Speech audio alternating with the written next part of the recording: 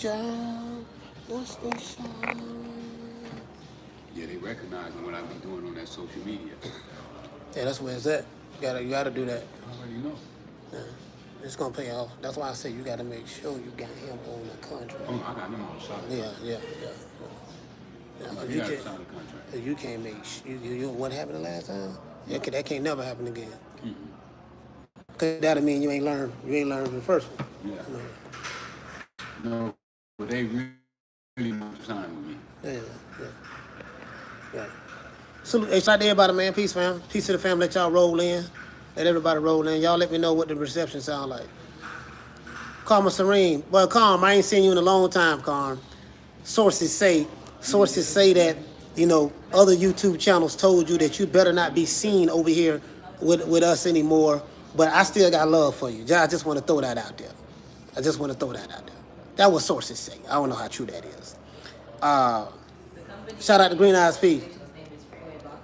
Shout out to Green Eyes P, man. I'll be back home tomorrow, so it's my last day in Houston. I'll be back tomorrow. We're going live tomorrow night for the Abdullah Mason. Abdullah Mason is fighting. He's not the co-main event, but he's the fight under the co-main event. So I will be we'll be going live for that. Also in Houston tonight, we have Malik Bourne is fighting tonight at the Red Owl right here in Houston on the Zone. So, Calm. I mean, I don't know if you're in Houston, but I'm in your city. Calm, sit down. I don't know. I know you're in Texas. I know you're a Texas girl, but yeah, I've been everywhere. I've been everywhere, man. Like literally. Yeah. We've been everywhere, man. We've been at the 32 Degrees Barbershop. Just left Texas State University. Freeway Ricky Ross and Raleigh Bourne had some TV. They had a television interview that they did, and a radio interview as well. So things are,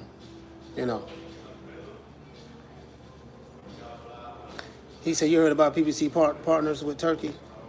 I mean, I don't know what you mean by that, but PBC fighters already fight on Turkey Al-Sheik's cards. I don't know if you noticed that.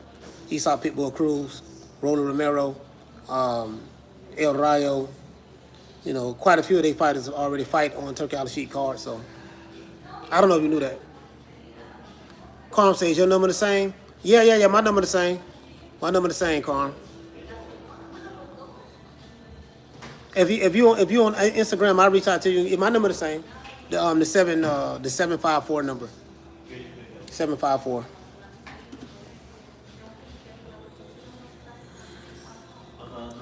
He said my boy Cruz is on Abdullah's ass. Hey, you know what, Nick? Hey, Keena, you always got a boy that's on somebody. Hey.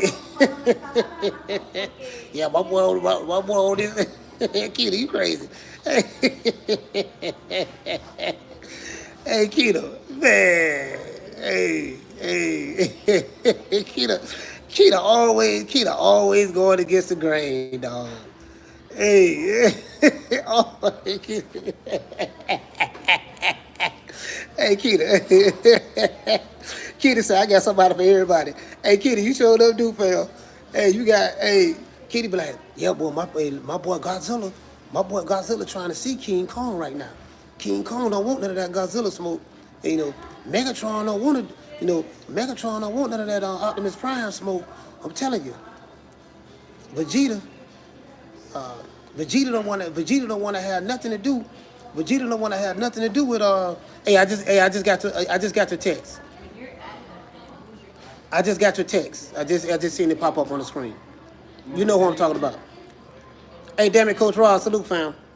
Yeah, I'll be back tomorrow, man. We'll be back tomorrow, man. Let me tell you something, bro. I love H-Town, bro. I love H-Town. H-Town, man, let me tell you something. H-Town, man, H-Town showed me so much love, bro.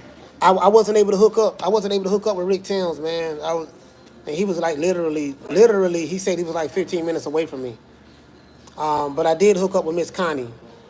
Miss Connie she came by, picked me up. And then after that, she took me to, we went to an interview. I had interviewed I had been in an interview with Michaela Mayer's coach, and then after that, I had some more dudes come pick me up, man. Like, coach, you in the city? Yeah, man. We went everywhere, bro. Like Houston, man. I love Houston, fam. Cause I ain't been to Houston in 9 years. Let me tell you something. I love this city, bro. Love this city. Like this here, like, man. I mean, the hospitality that they have shown me since I've been here. I love Houston, bro. Like to the point to where I can see me living in Houston. You know what I mean? I can see me living in Houston. Hey, shout out to Deal with the Safe Family. Say, Coach, I watched a video on the freeway. He said your speaking skills on interviewing on the show off was public is one of the best I've seen. You run circles around these interviewers like Ellie with the blindfold. Hey, yeah, man, I appreciate that, fam. I appreciate that, fam. John, would it say Plus is a lot cheaper too?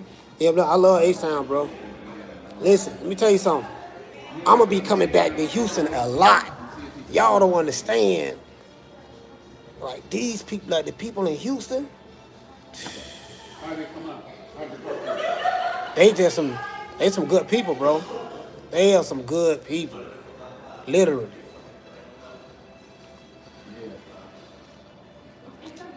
He said, what up, Coach? Maybe I should have called, King. What did it say, John? He said, I go once a year for a week. Oh, okay, cool. Yeah, man. H-Town. Hey, we're going to be at the fight tonight at the Red Owl. Malik Bourne is fighting. You know, he's a prospect. This is his third fight. It's Freeman Ricky Ross's fighter. You know, I'm out here to support that movement. Then Abdullah Mason has another fight coming up in June. I will be there. I will be at that fight. Abdullah Mason has after this fight tonight, he got another fight coming to June. I'm going to be there. I'll be back in L.A. I'll let y'all know when I'm coming back to L.A. I'll be back in L.A.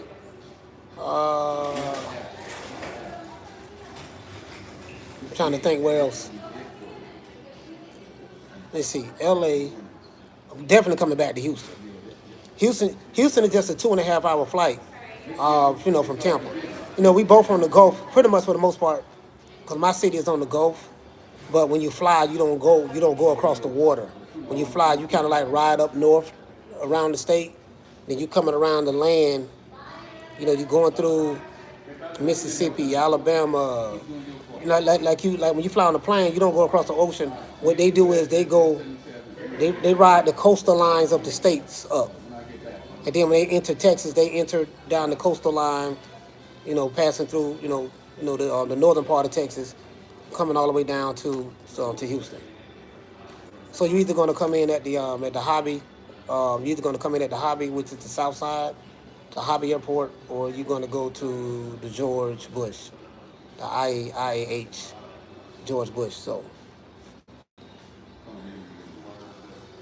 hey man, H-Town, listen, I love y'all, bro. I'm telling you, bro. H-Town, this is probably one of my favorite cities, fam. One of them, like for real. And I've been to a lot of cities. H-Town, man, the people here, the hospitality is probably my damn near second to none. Well, I get love anywhere I go. The only time I don't get love is on YouTube. I get a gun emoji or two. Shout out to Keith's Bulldogs. I get a mean comment or two, but that's not the reality. That's not the reality of what it is. Hey, Keita say ops channels be shook when I pull up. Hey, shout out today. Hey, Keita with that bullshit. Keita with that bullshit. Keita like, yeah, I be putting up on the ops, dog. Trying to tell you, coach, I be putting up on the ops. You know what I mean? Hey, Keita. Hey, I see what Keita, I see what you do. Whoever everybody else like, Keita go to total opposite. Yeah, I don't like him, dog. I got somebody for him. Keita be coming in trying to start. John, Houston, ATL, and Miami always good getaways. if you know the right people. But no, you're always going to attract the right people anyways. I gotta come to Dallas too. I gotta go to Dallas too. So I gotta go to Dallas too. But gotta go to D-Town. Shout out to Dallas. Shout out to LA. Shout out to Houston, H-Town. Shout out. You guys look at my eyes. I'm real sleepy. I told you guys when I go out of town, I really don't get no sleep. So it's like, yeah, when I go out of town, I don't get no sleep, man. It's very hard for me to sleep. He said, Coach, you coming to New York for the Haney fight? You know what, Damien? You know what, Damien? I don't. Yeah, I'm not. I don't know yet.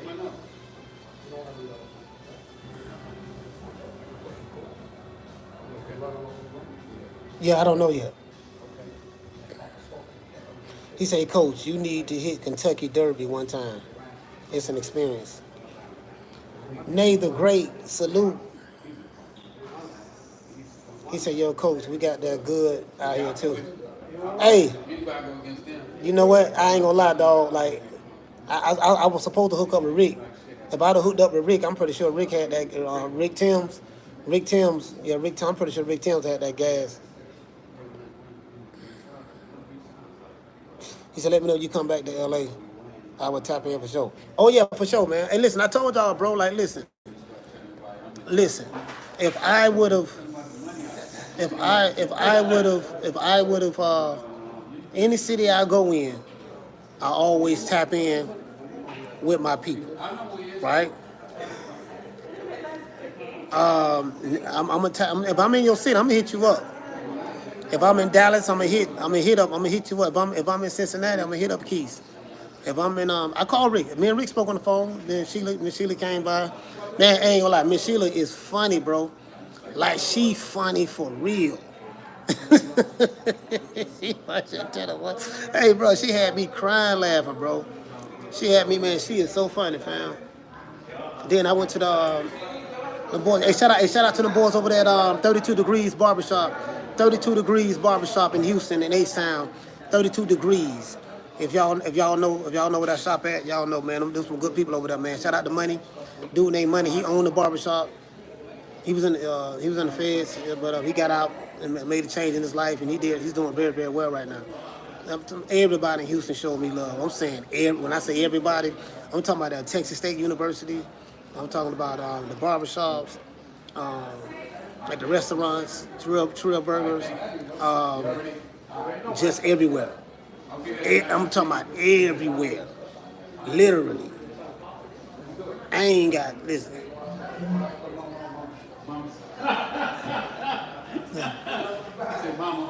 Oh, Mama Hopefield? Oh, he know Mama Hopefield? He said he want Mama Hopefield. Oh, all right, salute, fam. Yes, sir. Yeah. Yeah, I'm the one gave him that name. Hey, I got everybody. Oh, hey, Rick, where you heard that name from, Mama Hopefield? Hey, everybody call him Mama Hopefield out here. Nate said, you down the street from me. What? Right. She said you need to get. Hey, they call him Mama Hopefield. I'm like, everybody call him. Damn, I don't brand them like that, huh? Hey, shout out to Uncle Charles. Uncle Charles, salute. I don't brand them like that. Casino, I'm still in H-Town, fam. I'll be back tomorrow, though. Yeah, they still call him Mama Hopefield. Yeah, I don't ran that fool off the internet. He know I got the receipts. He know he like, yeah, this nigga here, he wait. I'm waiting. I'm laying in the cut. I'm waiting on him. I'm waiting on him to resurface this wig again. Anyways, Keith Bulldogs, Capital 2X, Casino. Man, I'm so damn tired, bro. I got so much video footage. Like, bro, we done did TV shows, TV interviews, radio interviews. Man, shout out to Texas State University. Right across the street from the projects. Texas State University, man.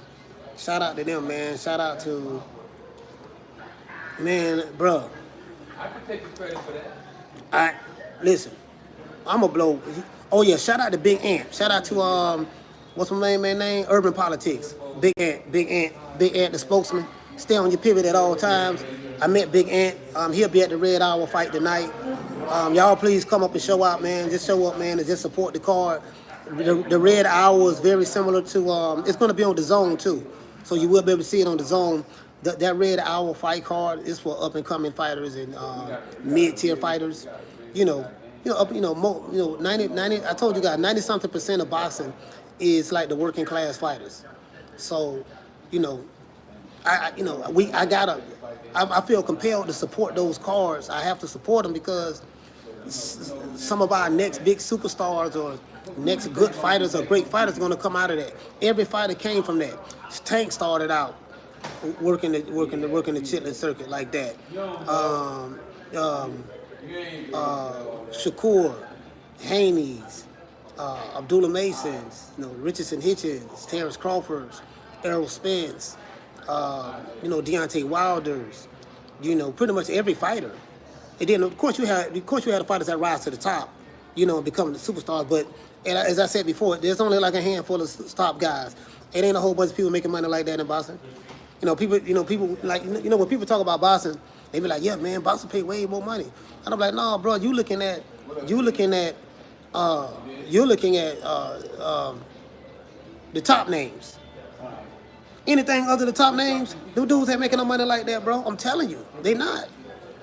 I'm talking to these promoters. Buddy, fighters ain't making no money like that.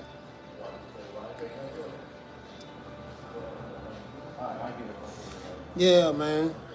Hey, what you say, Simo? You say where it's at, on the north side of the H? Yeah. It's on the north side. Yes, on the north side. Hold on. Bear with me one moment. Hold on. I'm finna give y'all the address right now. The Red Owl. Bear with me one moment, y'all. Let's work.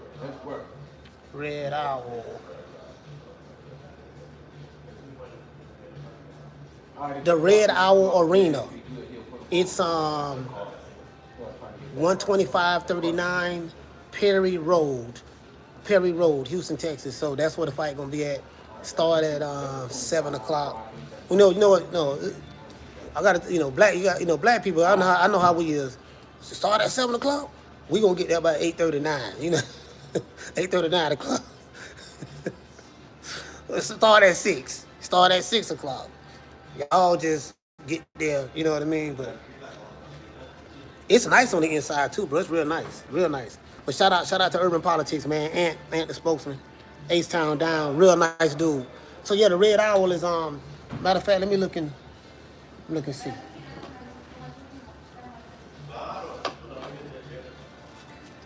Yeah, man.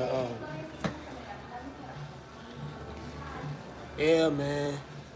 Hey, Scott, you say Scarface walking them out? Oh, he knocked out sleep. Yeah, the Red Owl is on. Look at the map. Let me show y'all. I'm real close to it. I'm like 0.9 miles away from it. This the north side. Let me see.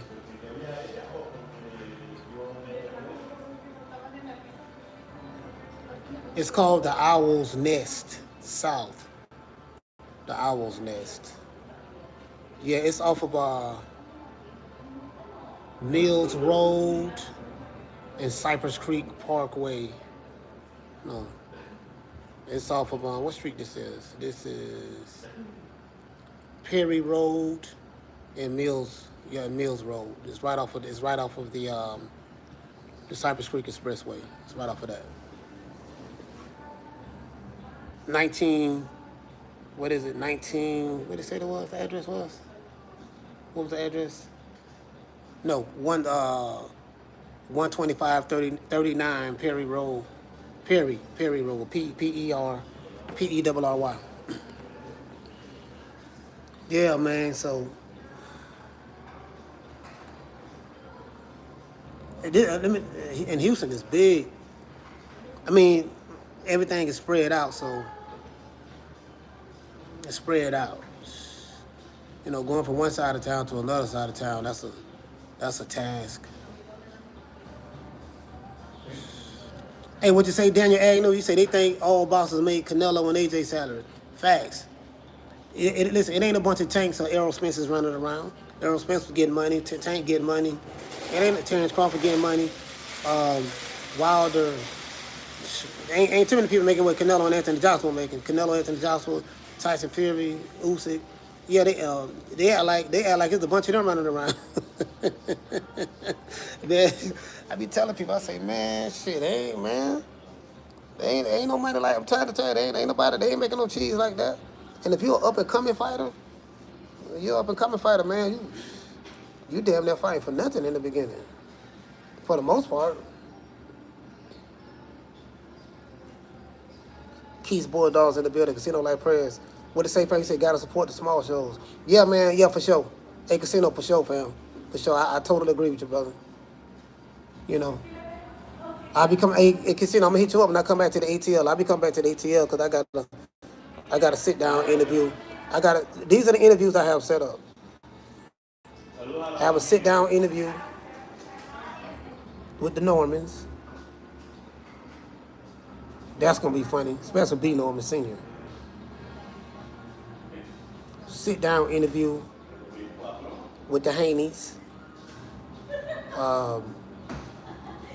Bill say I can interview Devin, so we gonna see. We gonna see about that. But let's see. I got another sit down interview, but I don't want to say this fighter's name yet. Until I get it locked, until it's done. But he assured me that he gonna give me a sit down interview. So, meaning sit down, meaning I'm gonna fly. I gotta fly out to the location where they at. So,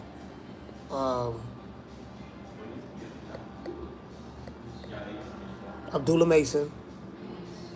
I have that in the works. I just got off the phone with his dad, Pop Mason. Me and Pop Mason kind of like, we kind of like, a lot of y'all don't know this, but me and our brother real close. Me and Pop Mason. He know a lot of some of the brothers who helped like train me in Islam, in the mosque when I was in the nation. But he a Sunni Muslim. But me and our brother we've been kicking it for about 3 years now. And I call him anytime he pick the phone up, FaceTime, whatever. I don't even talk about that online. So, but I'm setting that up. He gave me the green light on that. So, but more than likely, I will probably be going to Cleveland.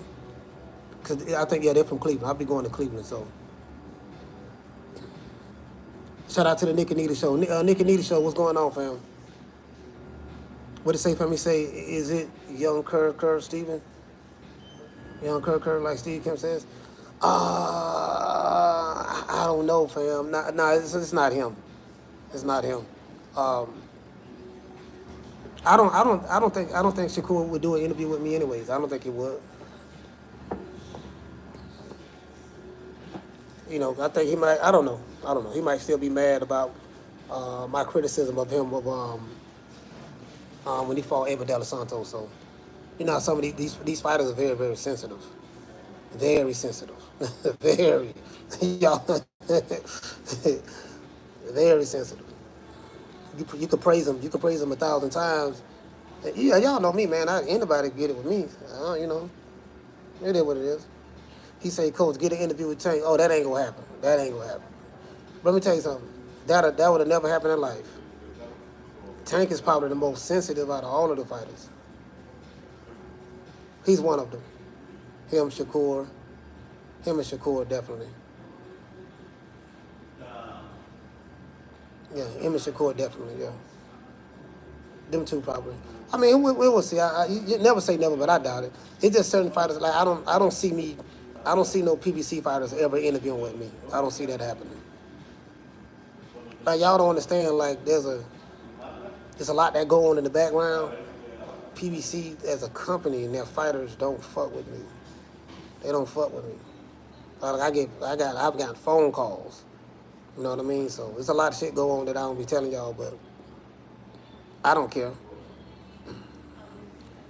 Nate say, you never know, Coach. Nah, I doubt that. Hey, Nate, I'm a realist. But you never knows. You never know. If I get big enough or whatever, we'll see. Casino say Norman did his thing the other night. Yeah, he did. He did that. Facts. He did that. Facts. He definitely did that, Casino. Yeah, I'm loving H-Town though, man. I'm loving H-Town. Like I can literally see me living in this city. I can see me living here. I can see me living in Atlanta. ATL is expensive though. ATL is expensive now. You just got to make sure that you have your money right. You got to make sure you have your money right. Yeah. But H-Town, it's for me. It's an entire vibe here. Laid back, spread out. Everything is far. You know what I mean? He said, Coach, what's this about? Floyd coming out of retirement to fight Cambosos. Yeah, I don't. If did Floyd Mayweather say that? John said, Houston, you can get the bang for your buck. Yeah. Did Floyd Mayweather say that, fam? Because if I haven't heard it from Floyd, I don't want to. I can't. It's kind of hard for me to take it and run with it if I haven't heard it from Floyd Mayweather. You get what I'm saying? A lot of this stuff be rumors and speculation and stuff. I don't know. Like, is that what Camboso said? George Camboso said that? Did George Camboso say that? Did he say that? He say, John, one of those Red Owl events. I got a picture with Crawford and Bomac. Another night, I got Sugar Shane Porter. Yeah. A lot of Bomac fighters. Bomac got a lot of fighters. Like, he ain't just, I'm just training Crawford. Nah. Crawford retired right now today. Bomac still going to be training. He going to be all right. He got a lot of fighters. A lot of his fighters fight at Pro Box in my city. You know, well, it's in Plant City, Florida. I don't live in Plant City. I live in Tampa, but Plant City is in the same county as Tampa. It's all Hillsborough County. You know, you have different cities within the same county. So a lot of his fighters fight at Pro Box, and a lot of his fighters fight at the Red Owl and like different places. Like Bomac is gone probably like at least twice a month. He's in another city, you know, working the corner of one of his fighters. DC Curran said, did you smoke today, Coach? Earlier I did. It's not enough, though. I need to smoke some more. It's not enough.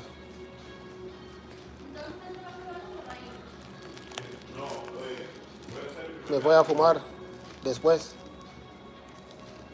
Cuando yo voy afuera. Me voy a fumar. Yo tengo unos peripipao.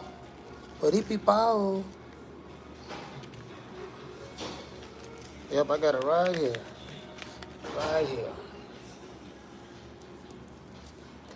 No, I gotta bring my own shit, cause just in case a nigga try to give me some bap. I don't smoke no bap. I gotta bring my own shit. I know what I got. Shit.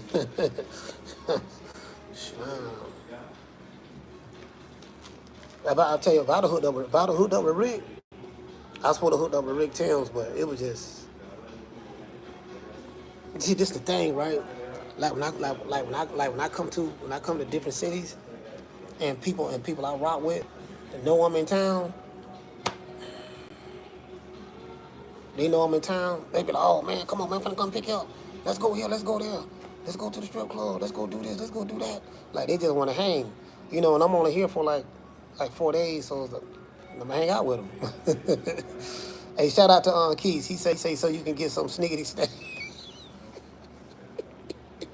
Hey, shout out to Keith, man. Dropping out half a hundo, man. So you can get some sniggity snack.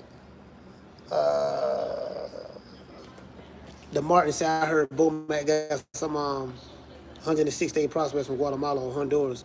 Heard he's the one. He's that one. Yeah, I don't know. He might do. You know what? You know who have good fighters? Robert Garcia. He got some good. Like, I love Robert Garcia. You know, that's the dude I want to interview. I can get an interview with Robert. I can get one with him. Robert cool. Robert Garcia and Bomac. They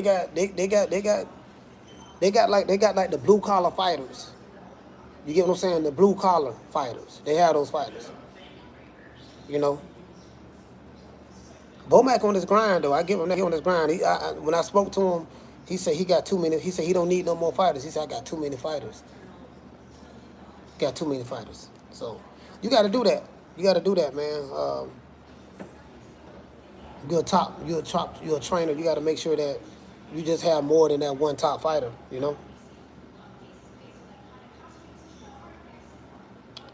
Daniel Agnew, he said, agreed. Robert Garcia, got some good fighters too. Yeah, absolutely. Absolutely. Yeah. Master, somebody block Master, please. You trolling. You spamming the chat now. Yeah. Don't worry about it. Pauline got you. You out of here, fam. Create another account. We know you will. Jamie, what's going on, fam? He said, Superman, dímelo. Yeah,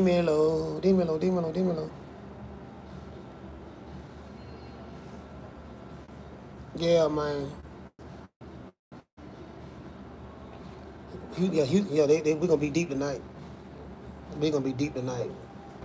A lot of us going to be deep tonight. And then he said, are you interviewing Devin and Bill before the next fight? No. It'll be after. It'll be after.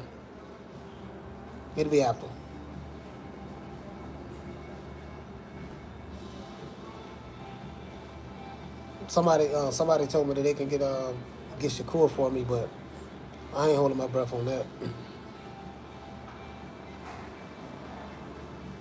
The thing is, I don't do a lot of reaching out.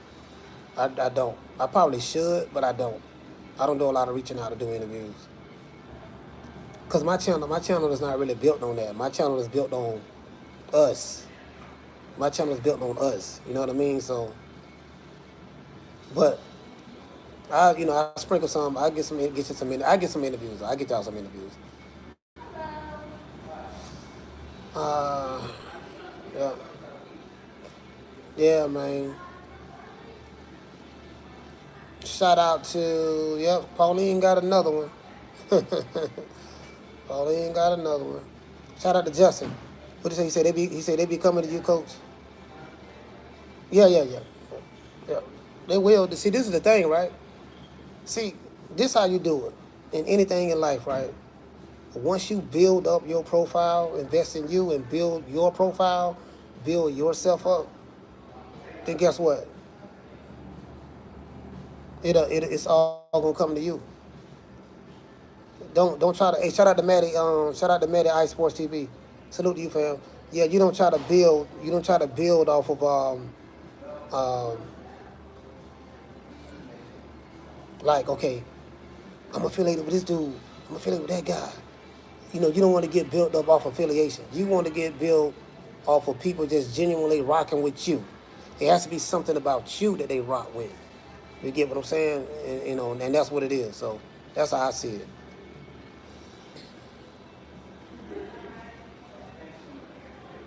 Shout out to Keith's Bulldog. Today's show was sponsored by Keith's Bulldogs. My Cincinnati stand-up. He said, Coach, I've been watching some film on Boots and Norman Jr. That should be interesting to say the least. Yeah. I think that'll be a good fight. Honestly, I'm going to be fair. I'm going to be honest with you. I think that fight is going to happen. I think Boots and Norman are going to fight each other. I mean, you would probably say Boots is the favorite because he is the one that's getting the more of the hype. He the one that got the push, even though he wasn't a PBC fighter, but he got that Showtime push in the beginning, and they was comparing him to Bud, and they were saying that Spence don't need to fight Bud need to fight Boots, and he running from Boots, this and that. So they kind of like used Terrence Crawford's name to build his profile. That goes on a lot in boxing. There's a lot of stuff that go on in the background. That goes on a lot of boxing. And that is true. That is what happened. And that was the comparison was because, he was a switch hitter. So they like, oh, he'll switch hitter. He'll do this and that. And he doing the Matrix and stuff like that. But that's going to be a good fight. When they fight each other, I think they're going to fight each other, bro. I really do. I think that's going to happen later on this year. if especially if Boots want to become undisputed, all roads are going to go through. He's going to have to go through those other champions. Now, I don't know if Mario. I don't know if any one of those guys can get Mario Barrios. I don't know if Boots can get Mario Barrios in the ring, and I don't know if Brian Norman Jr. will be able to get him in the ring. I don't know, but what I do like about the welterweight division now is, we have Ryan Garcia's in the division now, or will be. Devin Haney is in the division now, even though he's fighting at a 144 catch weight, but he's fighting now. There's some pictures that Devin Haney. Let's see, Teofimo Lopez is up there now. So if you look at those names, Ryan, Devin, Tio, Boots Ennis, Brian Norman, and then they got Jen Sasaki in Japan or whatever. But those names right there, then of course you got Stanionis, Mario Barrios, but those names right there, I honestly think that that's going to get the division cracking. It's going to get the division cracking. So, irregardless of who wins, I don't have a dog in the race with any of these fighters in that weight division. I don't have a dog in the race, but we should be able to get some good fights. I believe so. He said, I think Haney gets stopped by Boots and Norman, in my opinion. Yeah, I don't think that if I'm Haney, I don't think you fight Brian Norman or Jerron Boots Ennis. You stay away from them. You don't fight neither one of them. Now, the fight we need to get is, see, this is the thing, right? It's all about matchups. So, a lot of times people will say, well, Devin is the bigger fighter. He has the longer. Sorry about that, y'all. Call came in. Sorry about that. Let me know if y'all can hear me. They'll say you have the longer arm reach. You know what I mean? They'll say that he's the bigger fighter. So now in the welterweight division, Devin won't have that size advantage, arm reach advantage, or whatever. And I think that might be an issue with him. Like even when he rematches Ryan Garcia, I think that still may be an issue with him. Because it's going to come a time to where he might have to fight. And you get what I'm saying? Like in a perfect world, Devin would have to work his jab, work behind the jab, dip his head out to the right, hit and don't get hit and stuff like that.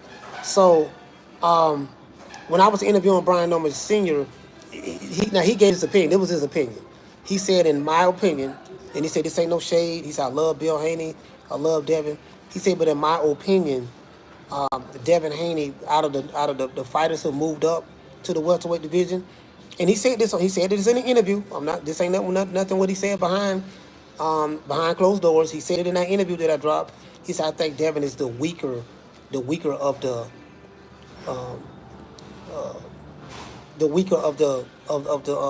fighters in the welterweight division that's moved up.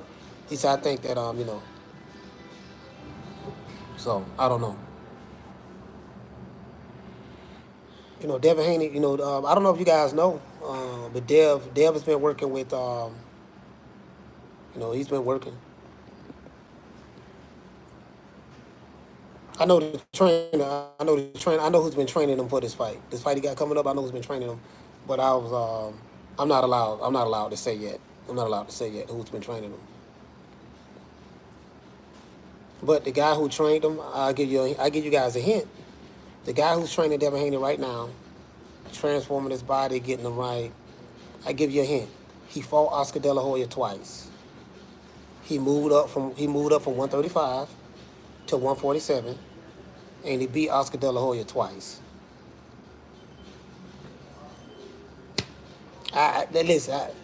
He beat him twice, back to back. He beat him twice. So I'll let y'all figure that out. WMS 702. Yep. WMS 702. Yep. Yep, you hit the nail on the head, fam. I didn't say nothing. You said it.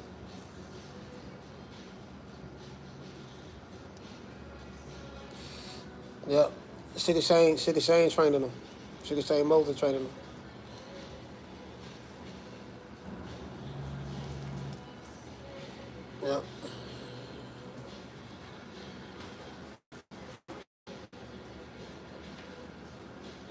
But it's all about matchup. It's all about matchup. So it's all about styles make fights. You gotta like with a Ryan Garcia. Ryan Garcia got that left hook.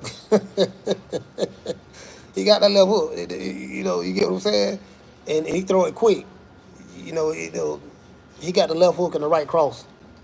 He got a left hook and the right cross. He'll throw. You get what I'm saying? If Ryan Garcia can develop a jab, a consistent jab, get full extension on it, he can be an issue. He could be an issue. Now I'm not saying that he would be an issue. I'm not saying that he would be an issue for like the bigger guys, because Boots is a big dude and Brian Norman is a strong dude. So Brian Norman is a strong dude. You know what I mean? He got 1 punch knockout power, or he can really hurt you. So you will probably have to fight him on the outside if you can. Keep him on the outside. You don't want to get into any 50-50 exchanges with that guy because he hits hard. He's strong. Someone like a Boots. Boots can fight. He can fight outside. He can fight mid-range. But Boots looks pretty and flashy with it. I don't see the blue-collar grit in Boots yet. But the reason why I haven't seen the blue-collar grit in him yet is because he didn't have to have any. He haven't had any of those types of fights yet. Maybe we'll see that type of fight against Stanionis. I don't think highly of Stanionis myself. I think Boots gonna beat him up, to be honest with you. I think Boots gonna beat him up. So I don't see. Stanionis is he's a pressure fighter. He like to get on the inside. He loves to apply pressure. But my thing is how much punishment defensively. I'm not really sold on Stanionis from a defensive standpoint. From a defensive standpoint, I'm not really sold on Stanionis like that. So I would have to see. But his best bet is to make it a fight. You got some dudes that can box real good, and then you got some dudes they win just by fighting. If you can make it a fight, you can do something.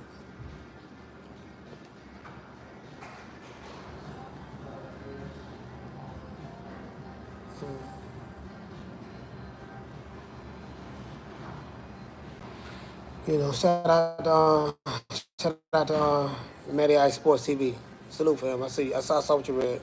I just read your comment. WMS, what you say, fam? Hey, shout out to Justin Watson. He said not inside though. Yeah, no, not inside. He said, yeah, if Haney adopted a Mosley blueprint, that's just what he needed. Yeah. But see, you know what the thing is Sugar Shane was strong, man. He was strong on the inside. Sugar Shane was strong on the inside. And he was fast, quick.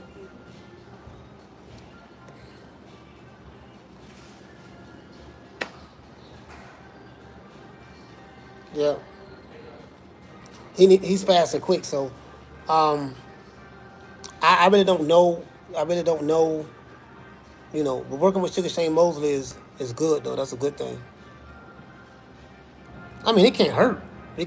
You know what I mean? So I think the Haneys have worked with all of the different trainers. He worked with Nate Jones. He worked with Mickey Bay. He worked with working with Sugar Shane Mosley right now. I saw a picture of him. I don't know if that picture's been posted on the internet yet, but I saw a picture of Devin Haney. He looked good. No diddy. He looked good. He looked ripped. He looked good. He looked ripped, man. Like he.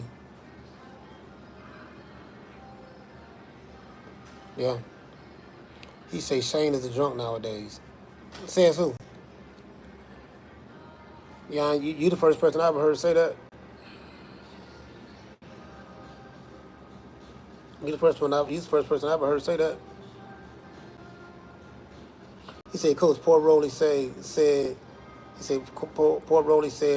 he getting KO and sparring on the daily leading up to his fight. You say he getting? You talking about Rolly Romero saying that himself is getting KO'd and sparring daily? Or you talking about Devin Haney? You can't believe that. If he's talking about Devin Haney, he's lying. Can't believe that Rolly say. Rolly lies a lot. That's all. Rolly's a clown. You can't believe nothing he say. All he do is lie and he's a goofball. I do not like Rolly Romero, bro. Like, if it's one fighter that I hate the most in boxing, it's him. I just, man, like I just think this dude will make a mockery of the sport. It's like I can't tell you one, like the dude is trash. Like this man is pure D garbage, bro. Like I can't tell you anything that he does good. Slobbing at the corner of his mouth when he talks. You know, sound like he got some sand in his throat when he talks. He just a goofball. Man, ain't got no skills at all, bro. Like can't nobody tell me anything he do good outside of chewing crayons and drawing and coloring books. You can't talk to me about his footwork. You can't talk to me about his jab. You can't talk to me about his defensive prowess. He tried to do the shoulder roll. He does it terrible. Shoulder roll is probably one of the most overrated defenses ever. Not ever, but it's overrated because these dudes be trying. They're trying to imitate what they seen Floyd do, and they don't even know how to do it. You don't even have the defensive reflexes even to pull that off. You get what I'm saying? Yeah, I hate Rolling. I ain't gonna lie. I'm just being honest with you, though. I hate Rolling. And he keep landing big fights, bro. He keep landing big fights. How? He stumbled across the Tank fight. And then after he got knocked out by Tank, he get a title shot at 140, coming off a knockout loss. He win that fight via robbery because with the help of Tony Weeks. Then he come back to defend the title that he won via robbery with the help of the referee, and he get knocked out by Rolly Romero, lose the belt in his first title defense, a title that he never should have had, and then now he's fighting Ryan Garcia. Come on, fam. Like, make it make sense. Yeah, man. Yeah. I'm a Rolly Romero hater. I'm just letting y'all know that. Say, you a hater? Yes, I am. I'm a Rolly Romero hater. I'm a proud hater of Rolly Romero. I'm proud of it. I wear my hater flag with pride.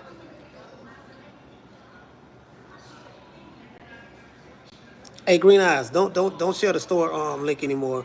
Share the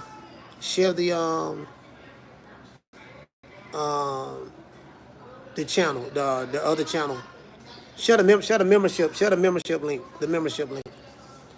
For the membership. Yeah, man. He said rolling winning rolling winning while at the same time losing. Hey, L. Harvey, facts.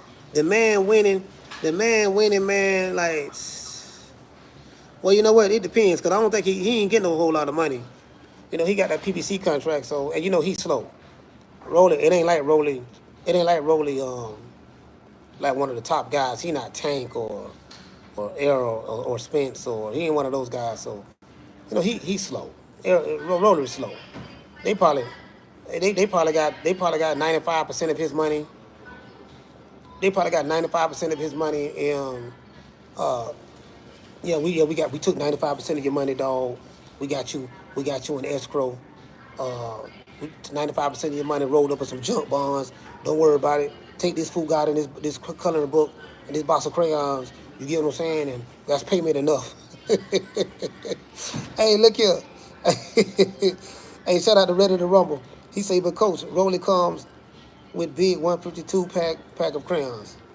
Man. Hey, Allen, you know how much I hate Rolly Romero. I can talk about my hatred for him every day for a week straight for 3 hours, literally. Just hate. You's a hater. Yes, I am. I've been hating on Rolly for a long time. I don't see no need to stop hating on him now. Yes, I'm hating on them. I'm keep hating on them.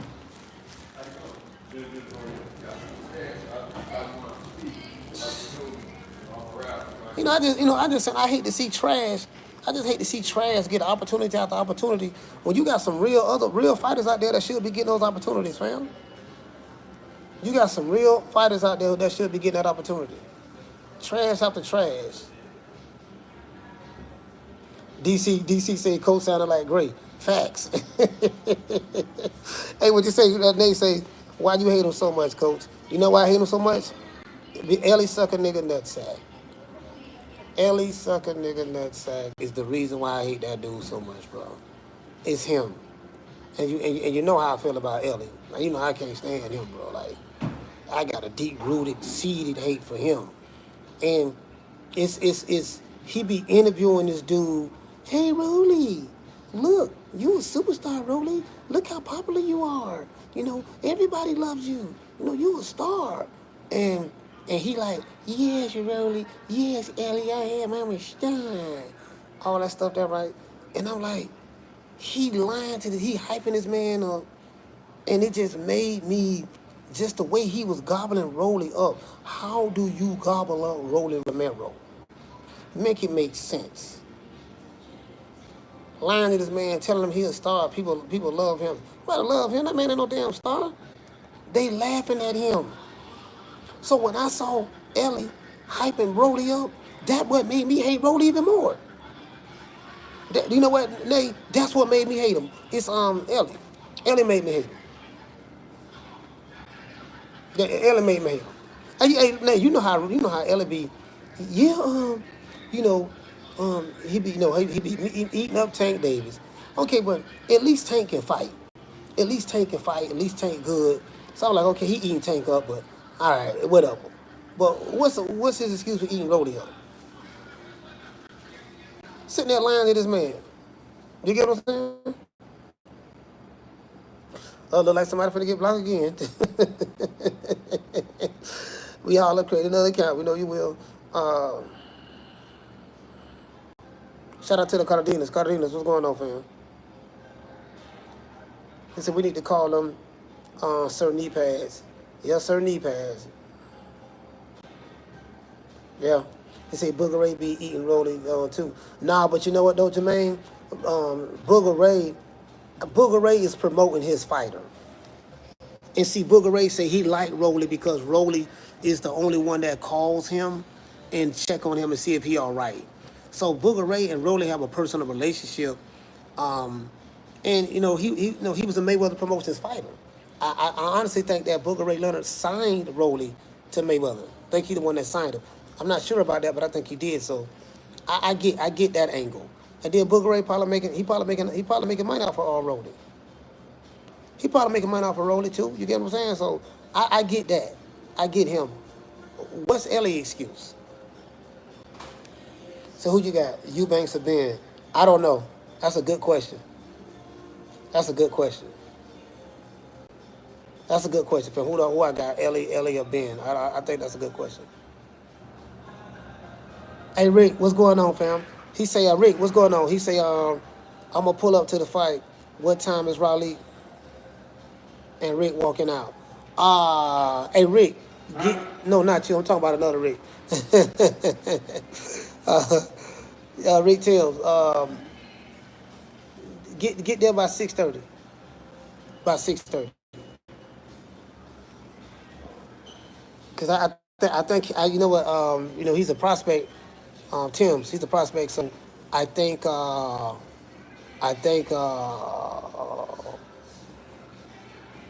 want to say he the first fight or second fight, but we got a lot of people coming out. We've been around the city, been to Texas Southern University, been to 32 Degrees Barbershop. We've been to all places doing TV interviews with them, radio interviews with them on the college campus. Stuff like that. I love Houston, man. We had so much fun at the barbershop yesterday. I was at the barbershop in the hood. We had so much fun at the barbershop yesterday, bro. Like, man, Houston, man. The people in Houston, man. I got so much love for Houston, bro. Like, y'all have no idea. I got a lot of love for Houston. Hey, what did say? Daniel say he the second fight? Okay, cool. Cool. Yeah, Houston, man. Houston,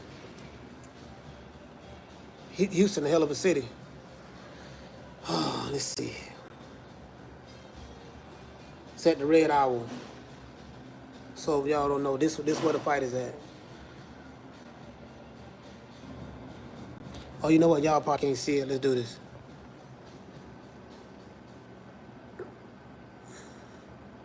This where the fight is at tonight. The Red Owl. It's gonna be on the zone too. So click on the picture.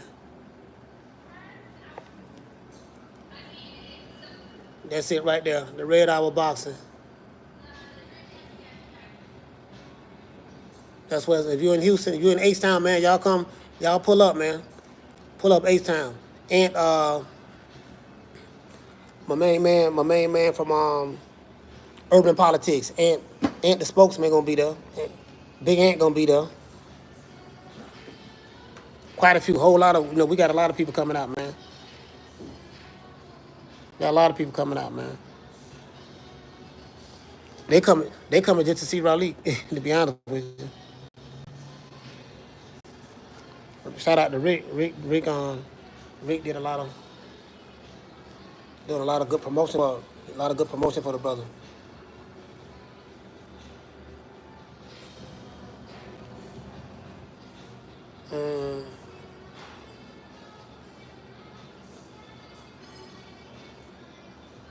Shout out to No Cap, salute, fam.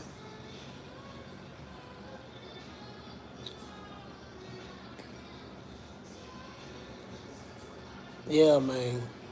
I got an interview coming up with Urban Politics too. Big Ant.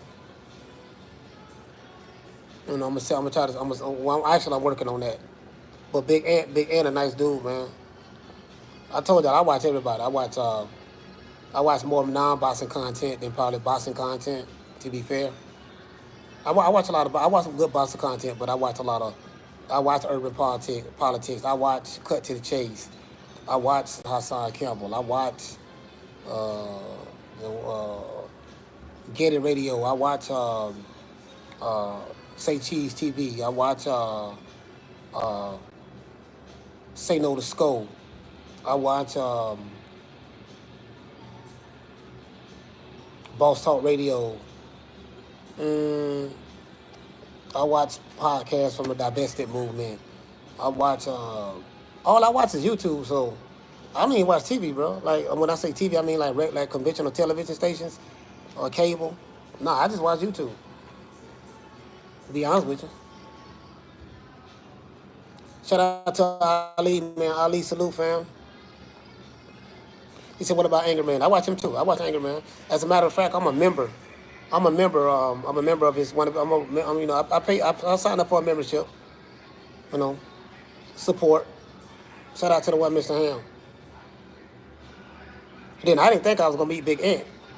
You know, cause I'm a big fan of his content. So I say, you know, he a nice dude, man. Real nice dude. He said, "What do you think about Andy Cruz saying he sent Abdullah Mason a contract?" That ain't true. I spoke to Abdullah Mason father today. Spoke to him today. That ain't true. Fighters don't send nobody contracts. What fighter you know send somebody a contract? That ain't true. I spoke to Valiant Mason yesterday. Pop Mason. I spoke to him yesterday. And I just did a FaceTime with him today. That ain't true.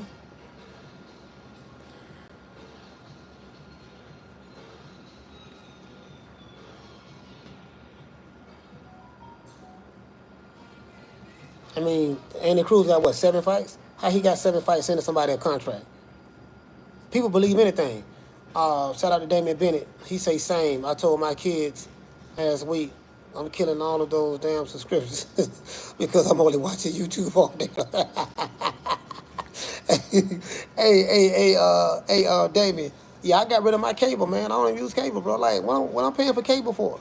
I don't even watch it. You get what I'm saying?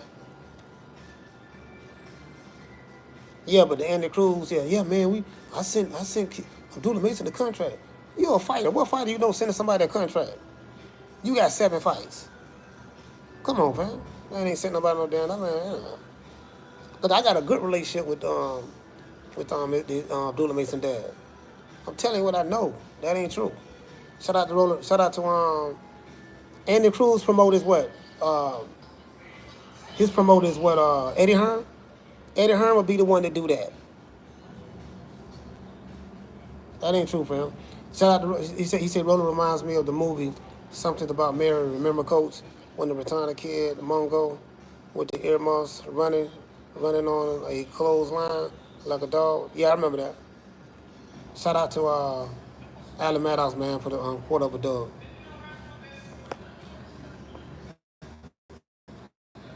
Shout out to the Martin. He said, Coach, what fighter started that I sent the contract? Not even Floyd said that. You know what? That's a good question, Martin. I don't even know. Oh, you know what? Nah. I remember the dudes online was saying, when they had the Terrence Crawford, Errol Spence back and forth fiasco, and they was, you remember like the Money Browns, the entire LDBC, just other places, who hated Crawford. They were saying, tell them to sign the contract. Because this is what happened, right?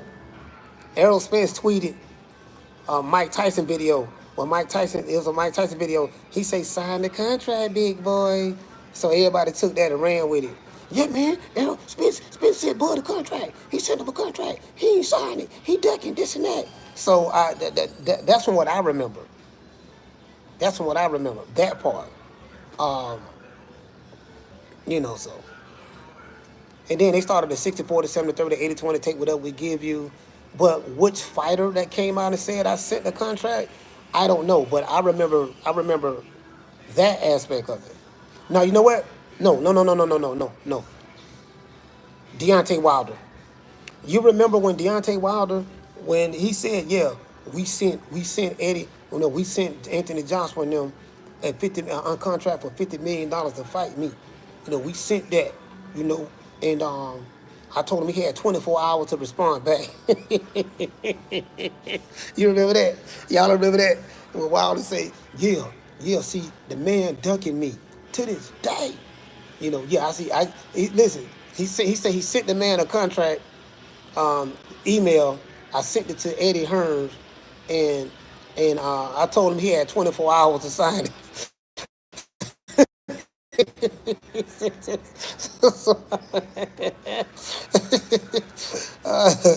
said,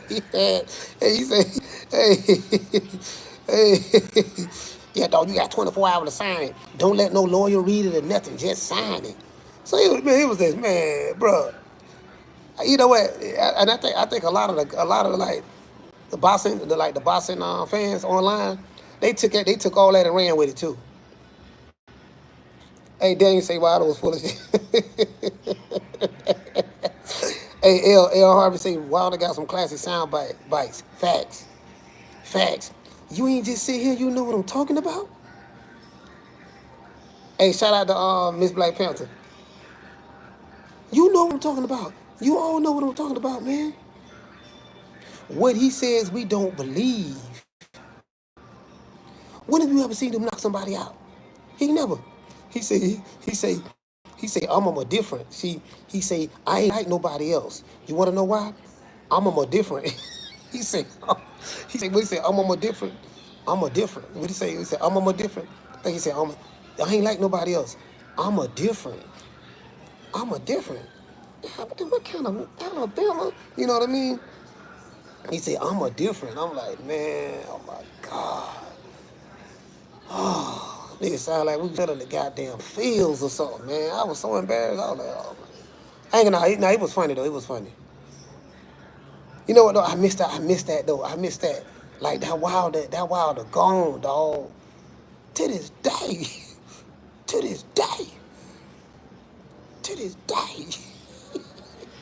You ain't just sit here, you know what I'm talking about? Man, I'm out of here, bro. Let's go. Nigga Wilder. Hey, Wilder got the best sound bites, period. Hands down. Deontay Wilder, the Bronze Bomber, he have the best sound bites, period. Guess what? It ain't even close. It ain't even close. It ain't close at all. Wilder got the best sound bites.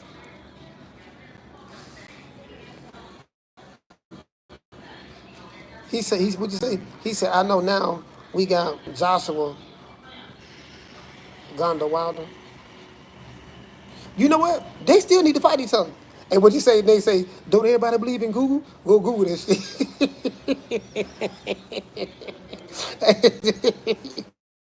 Don't everybody believe in Google? He say, go do the history. You know the history, don't you? You know what I mean? Don't everybody believe in Google? Go Google that shit. Deontay Wilder, bro. Hey, you know what, man? Let me tell you something. The game, you know what, man? You know, 'cause I was too busy. Shedding digital blood. I was shedding digital blood online, battling with the Alphabet Boys and all my ops. I had so many ops against me. I was fighting everybody. Had my back up against the wall. I was just swinging. You know what I mean? Knocking out everybody, just swinging bolos, haymakers, you know, and but Wilder was funny, bro. Like we ain't got no characters. We ain't got no characters in boxing right now. No, I'm saying in America, anyways. Romero don't count, so we ain't talking about him. That's Special Olympics. That's Special Olympics right there. Rolly Romero is a Special Olympics fighter, not Olympics. So we ain't worried about him. However,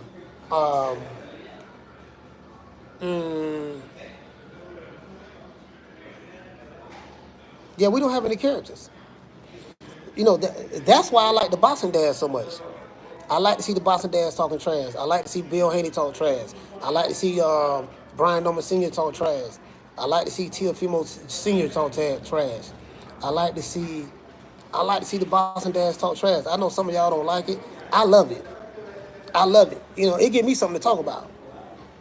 Edgar Berlanga, the Puerto Rican assassin. You get what I'm saying?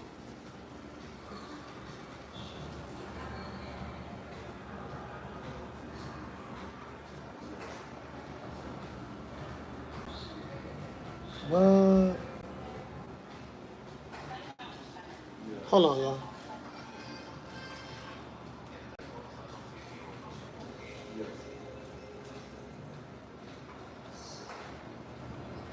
Damn. Hold on. I call Edgar Berlanga the Puerto Rican assassin. You know the crazy part about it? I used to hate on Edgar Berlanga too. I used to hate on Edgar Berlanga. Now I like him. I don't know what it is, bro. Now I like Edgar Berlanga. You know, he funny to me. He funny to me, bro. Like I used to hate him, but now I like him though. The man funny.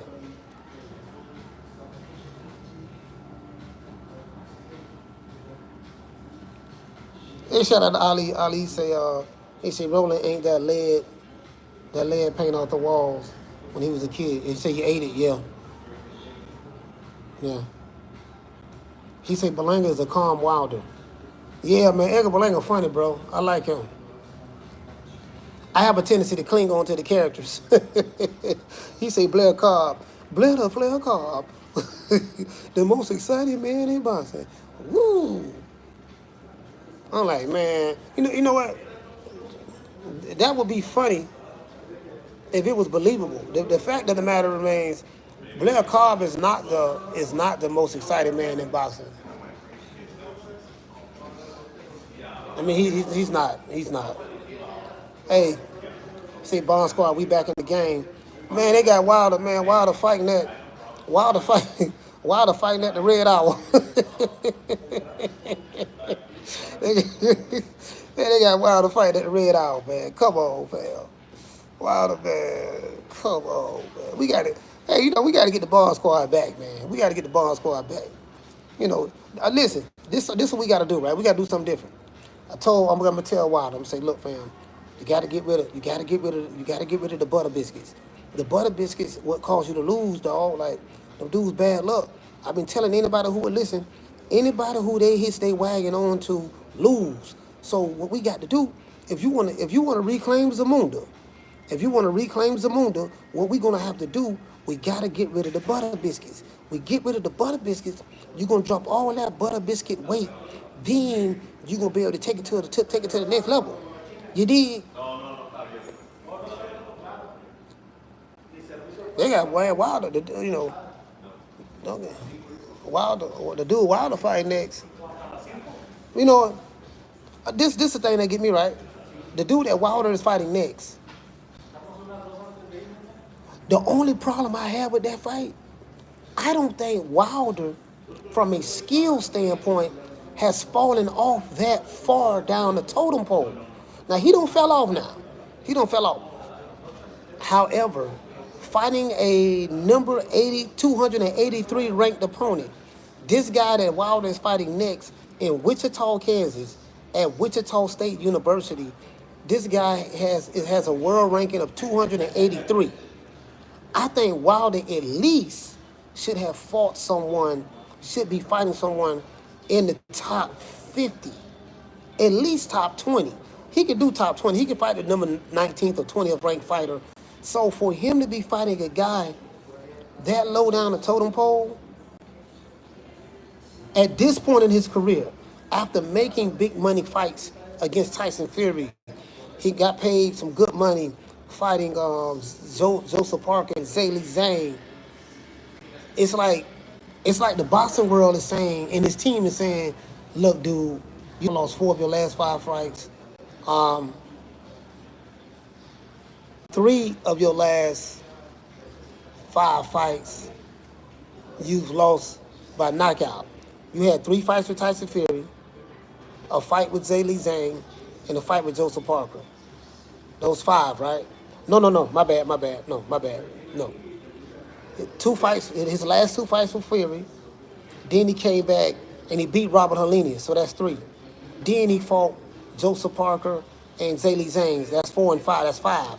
So he's lost 3 of his last fights by knockout. 3 of his last 5 fights by knockout.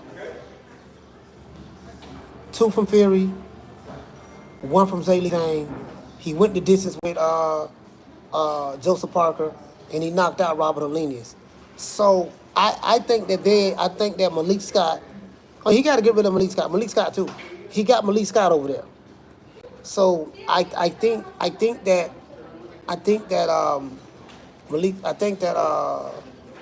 they're saying, you know what, dog, you're not good enough for those top guys, and I think they're afraid.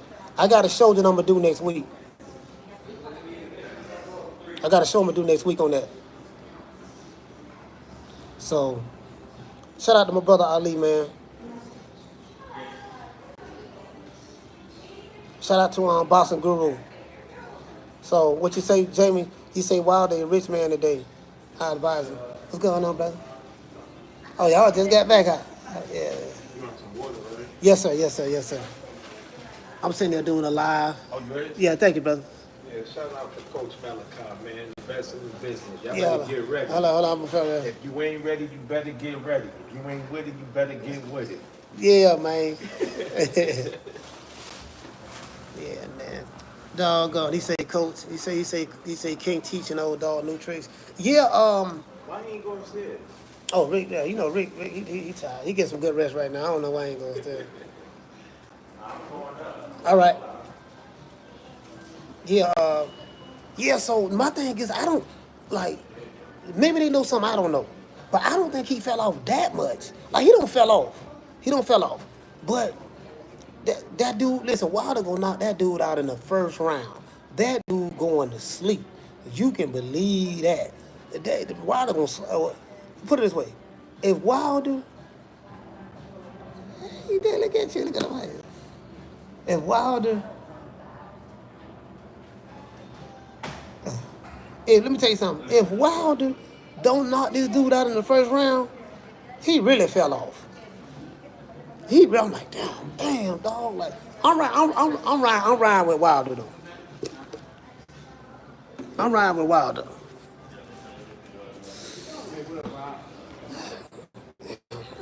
I'm riding with Wilder. That's what I'm riding with on that, man. What's good? Yeah. You know, you can't go wrong picking the black man. So it's two black fighters fighting each other. You know, you can't go wrong picking which black fighter you think gonna win. I'm picking the black fighter. Hey, you know what? I'm trying to think. Should I go to that fight? If I go to that fight, what'll happen? Let's see.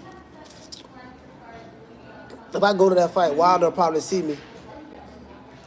It'll probably be the butter biscuits there. I probably can go to that fight, you know, and listen. I knows you. Ain't yours names, Coach Malachi. Ain't used the ones that were picking at me some few years back. Ain't used the ones that laughs at the ways I talks. I can knock you smooth out right now. Don't you know that? I can knock you smooth out. You know what I mean? I say what I say and I deliver. You know, you don't think I can knock you smooth out? Don't everybody believe in Google? Go Google that shit. I'm gonna say, look, man. Yeah, I said you was the king of Zamunda.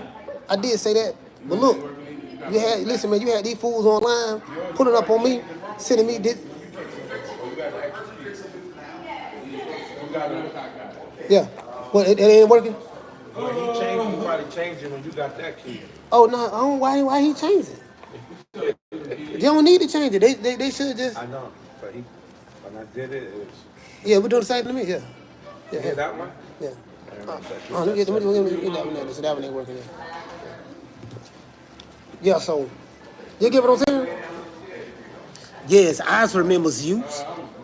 Oz remembers use.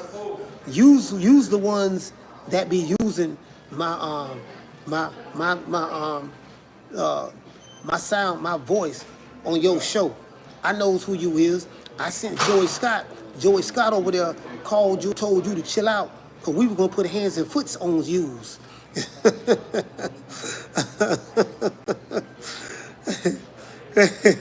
Yeah. Hey, shout out to Mr. Tomato Can. Salute, man. Hey, man, Red Hour, man. We gonna be at the Red Hour tonight, man. Houston, Texas, man. Houston, stand up, man. Yeah. Houston, man. Salute, man. I got much love to Houston, man. Big Ant, what's the name, man? Urban Politics gonna be there. Big Ant, the spokesman, gonna be there. Hey, Rick. Oh, sorry about that. Hold on, about Scarface. I think he said Scarface. I think he said Scarface gonna be there. I gotta confirm that though. Yeah, the fight gonna be on the Zone. He said the Zone prelims tomorrow and on long day tomorrow. The Zone fight tomorrow? They got fights on the Zone tomorrow? Yeah, I didn't know they had fights on the Zone tomorrow. I know they got them tonight. I know they have this Red Owl. This Red Owl fight card will be on the Zone. So he said, "Where's the Deacon been, Coach?" The Deacon been around. The Deacon been around. He said WBC created a Bridgeweight division specifically for him. He needs to fight there. You know what, bro? Is that division still around? I've never seen a Bridgeweight fight outside of the first one. They had one Bridgeweight fight I saw, bro. Like, who fights at that division? I don't see any Bridgeweight fights. You know, the PBC always doing some crazy shit. Yeah, we got the Bridgeweight division for what? I mean, y'all already had the Cruiserweight division that came out years ago when the Cruiserweight came out. But for what though? Like the Bridgeweight, what the fuck is the? No, that shit ain't. Hey, did you get that shout out I gave you, DJ? So he sent me the video. We just came through downtown Katy. Check out the video. DJ, what's good? What's happening, brother? How are you? I'm doing good, man. You finna go out to the room? We're getting ready to get it shaking here. Yeah. All right, cool. What time? It's gonna start shuttling people over here about 5 o'clock. About 5 o'clock? Yeah. All right. Yeah. When does the first card start? First bell is. Hold on, man. Listen, I'm live right now. Let the people know. It's your boy DJ Check. It's going down Box Fest 14, the Owls Nest, Houston, Texas. Sure to be a crazy show. Make sure you tune in the zone. 9 o'clock Eastern, 8 o'clock Central Time. Sure to be a great event. It's your boy DJ Check for me. Keep checking for me. I keep checking for you. Let them know who you is. I'm DJ Check for me. Instagram, DJ Check for me. Spelled out DJ CHECK Okay. FORME. It's going down. It's your boy. All right, for sure. So I think this is what I think. I think that we're gonna need more. Like every region, like Texas, they have their fight, but Texas is a huge state. I think Texas is the biggest state in the country, and they have fights all throughout the state of Texas: San Antonio, Dallas, San Antonio, Dallas, Houston. I don't know. I think they have fights in Laredo as well. Laredo, Texas is right. Laredo is right there on the border of Mexico. It borders Mexico. So I used to go to Laredo all the time because when I drove trucks, there's a company. I think is it in Dallas? It's in Fort Worth or somewhere up in there. It's a trucking company I used to work for called Stevens Transportation. I used to work for them. They right here in Texas. But they have fights all throughout the state. So, yeah.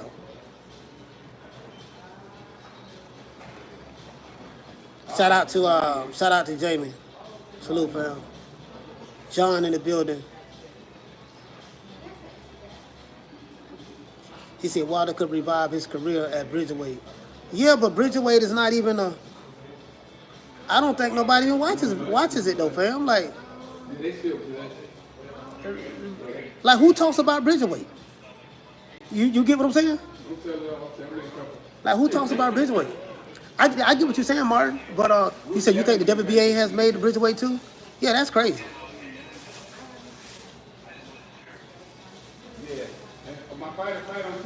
How do you get what I'm saying? How do you build? Like you got to get some names to build it, But I see what you're saying, Martin. You're saying if Wilder was to go there, but I think even if Wilder fought that Bridgerweight, he won't do anything because Wilder is at the end of his career.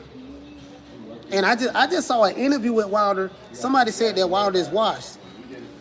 You know what, man? Based on the interview that I just saw of Wilder, you might be right, bro. You might be right.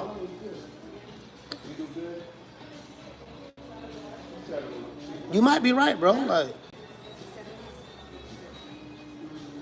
he say, dude from South Africa is 30-3. 30-3 is the Bridgerweight champion. Yeah. You know what, I can't tell. I can't name one fighter that fighter. The only, what it was, Oscar Rivas? Was it Oscar? I forgot. I forgot who won the first WBC Bridgerweight title. I saw that fight. Was it Rivas? I forgot who that fighter was, bro. But nobody. I don't know nobody on the street that know there's a Bridgerweight division. I can go in any barbershop in Houston right now. I'm in Houston. I can go to any barbershop. Matter of fact, I was just at 32 degrees yesterday. We was there. I posted some pictures online. I posted some pictures on my YouTube, on my Instagram channel. Bro, if I say, man, y'all ever heard of Bridgerweight? I'm pretty sure everybody in there say no. Nobody knows, no one knows about Bridgerweight. Nobody. You get what I'm saying?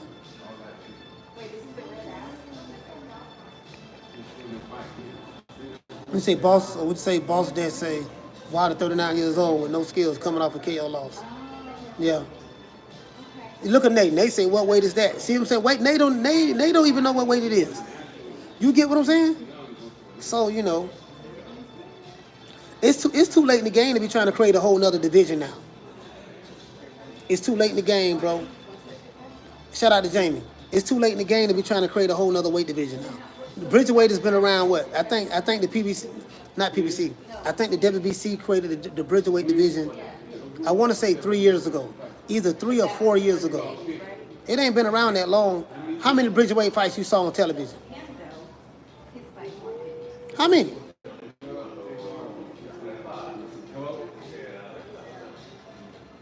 Shout out to the Undisputed Talk. He said, you in Houston? Yep. Yeah, I'm in Houston H-Town. I've been in Houston for 3 days now. Been in Houston for 3 days. I love Houston too, man. I love Houston, bro. I ain't gonna lie. Houston. Houston, man. Houston cracking. He said where? This one, man. At the Red Owl. There's a fight on tonight. The Red Owl boxing.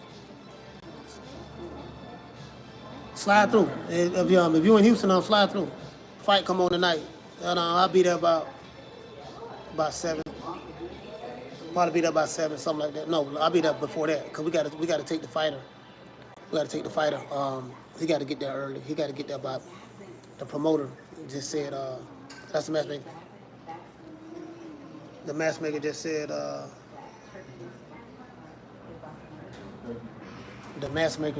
that what he said, 9, I think he said 8 o'clock. Did he say 8 o'clock Eastern? 8 o'clock Central, something like that.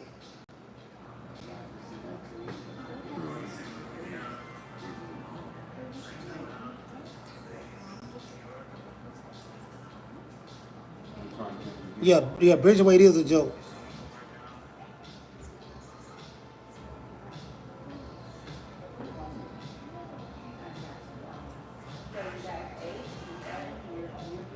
Hey, what area that is? The fight is at?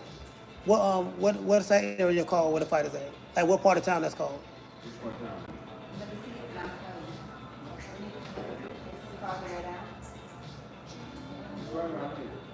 Yeah. Cypress area? Into Cypress. So the Red Owl is it's like in Cypress. Cypress area right here in Houston. Hey, yeah, that's what I want. Hey, Rick, you talk to Scarface? I ain't talking to him. So how do you? He said he gonna pull up. He said he was yesterday. Oh, okay. Thanks. Yeah, Scarface for the walk relief out. He need to know exactly what time to be there. You know what I mean? Okay.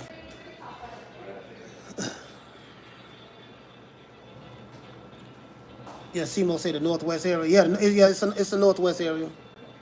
Yeah. That's exactly what it said, northwest, you're right.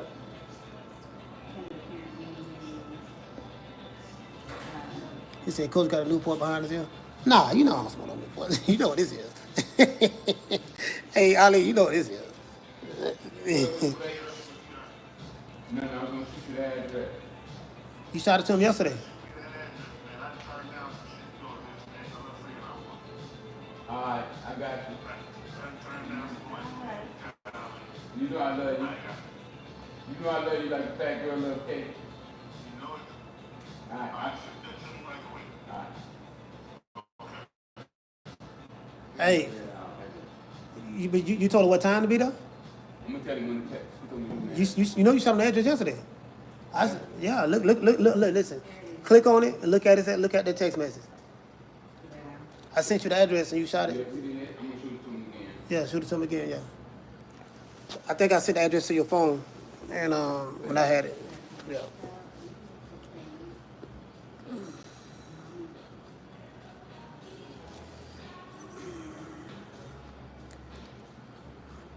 He said, Coach, but we boxing snobs. We only watch the glamour divisions. Yeah. Yeah, for the most part, yeah, most of boxing pretty much watch the same, you know. They like the lightweight divisions, welterweight. Well, welterweight ain't been popping, but lightweight division right now. in America, as I said before, me personally, I think boxing is perceived differently around the world. In America, more so than around the world. I think over here in America, because boxing has fell out so much, like you say, they only watch the glamour division. So if it's not, and then with the glamour division, they're only looking at the same fighters. Like, we gonna wait on Tank. Tank gonna fight once a year, we gonna wait on him. And then we just gonna talk about everybody else that we don't like, and then have these hypothetical matches online. And that's pretty much what boxing has become online. Just a bunch of hypothetical boxing matches, we already know what'll happen. We know he'll knock him out. We know he'll do this. We know he'll do. You get what I'm saying? They don't want to see nobody throw no hands. They just want to, argue about it digitally online about hypothetical matches. You heard what happened in sparring. What you think? You get what I'm saying? They gotta get all these damn sparring stories, and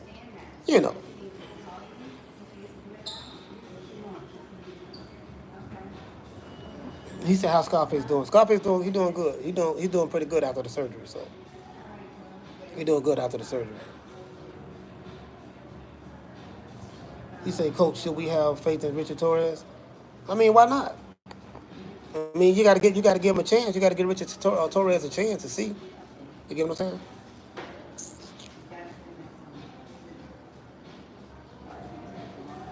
You got to give him a chance. You got to give Richard Torres a chance to see. To see. You get what I'm saying?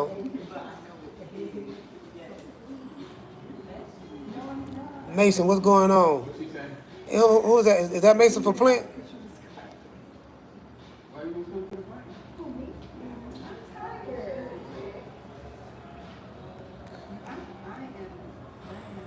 Yeah, man, he say Tank beat up heavyweights. He going to hurt Shakur. We don't need to see it. Bro, yeah, this was main man for Flint. Okay. Hold on. He my main man. No, man. Nah, I'm Mason that, man. Huh?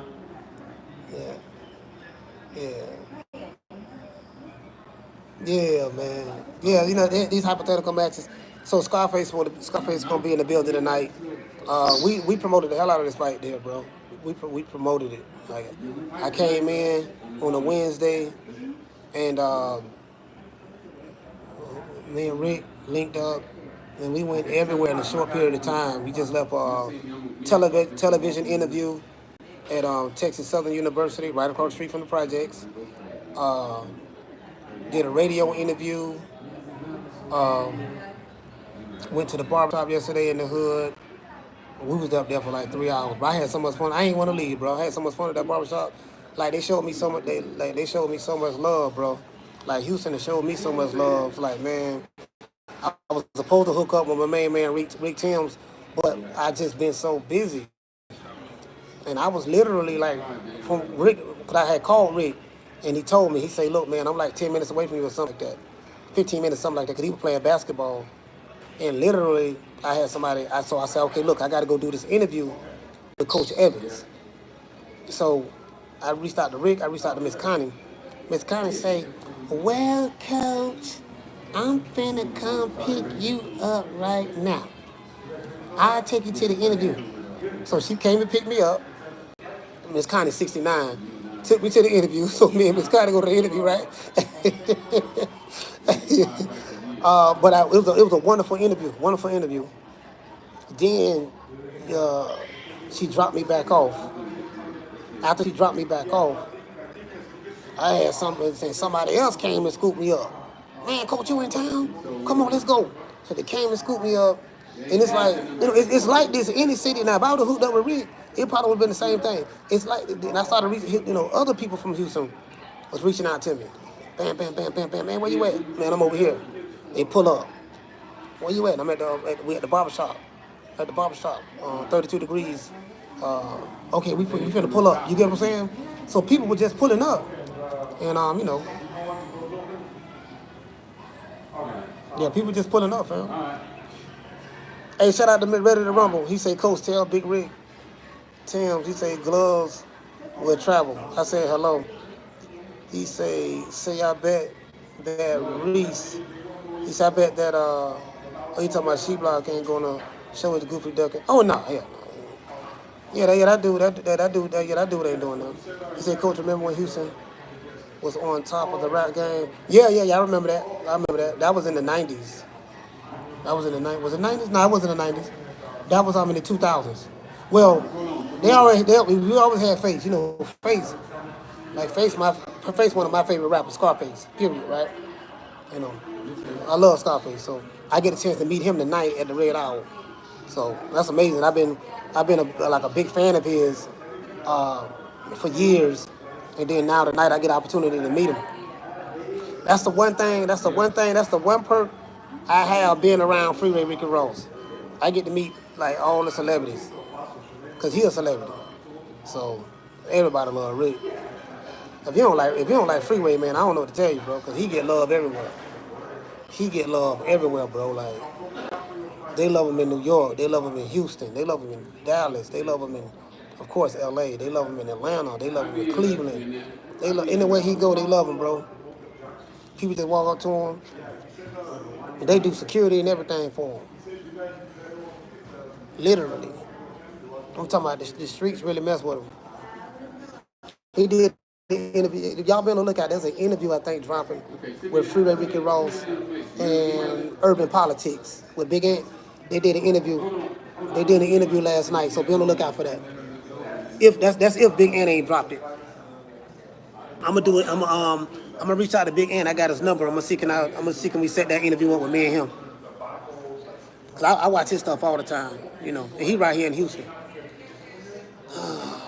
He say, Coach, you ride on any swingers in H-Town yet? Nah. Nah.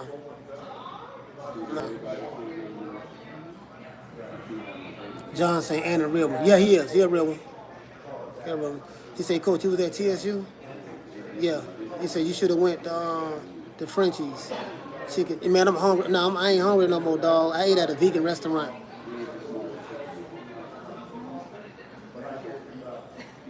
Hey, the Hams, he say, let Face know we appreciate the classes. Oh, bro, listen. I got a bone to pick with him when I see him. I'm gonna say, fam, look, it ain't but one thing I'm mad at you about, dog. On the Untouchable album, you made a song called Southside. How you make that? That's one of my favorite songs Scarface ever made. How you make that song? It's one verse. You ain't shoot no video for it. It's one verse and one hook. It's the intro to music. He say his verse, the hook come on, and then that's it. Bruh, you ain't shot. Listen, you at least should have shot a video for it. Fam, like, you know, I don't know.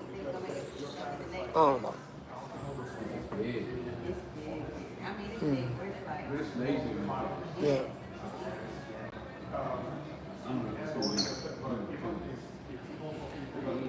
He said the Ghetto Boys Resurrection album in 1996 is a classic.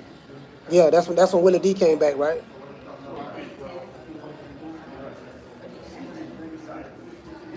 He said if you want any soul food, try Annie B's. John said I agree, Southside was fire.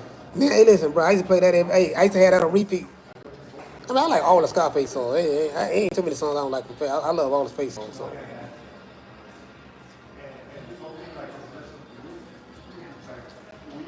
Yeah. Shout out to the Martin. Yeah, so Face. I like Face more than I like Jay-Z. I ain't gonna lie, bro. Like in New York, Jay-Z that guy. But outside of New York, you know, in New York, the greatest rappers of all time is Biggie and Jay-Z to them. I'm like, nah, that's in New York.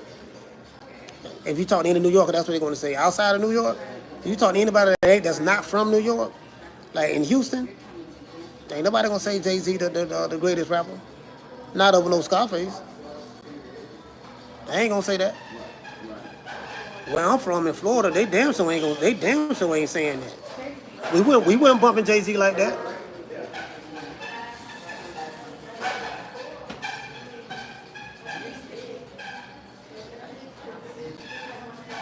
You know, he didn't have the fame that Jay-Z had, but you know,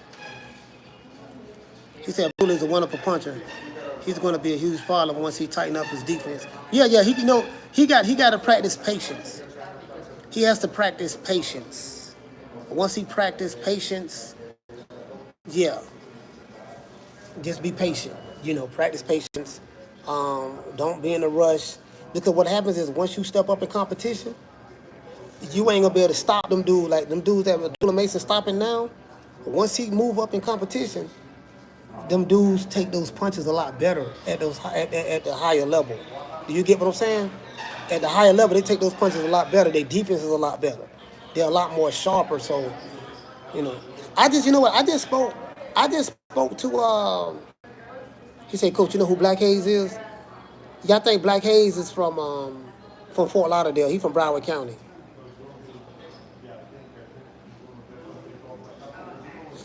Oh, Coach Evans just hit me up. Hey, damn. He said, can we get him in? He said, I got 3 people coming. Coach Evan Tolbert is coming to the fight. He'll be there tonight too. He said, can we get him in? Damn, he got to buy a ticket, man.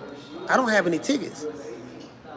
Fam. And let me tell y'all something. If you have these little small fight cards, it means a lot for people to pay to get in.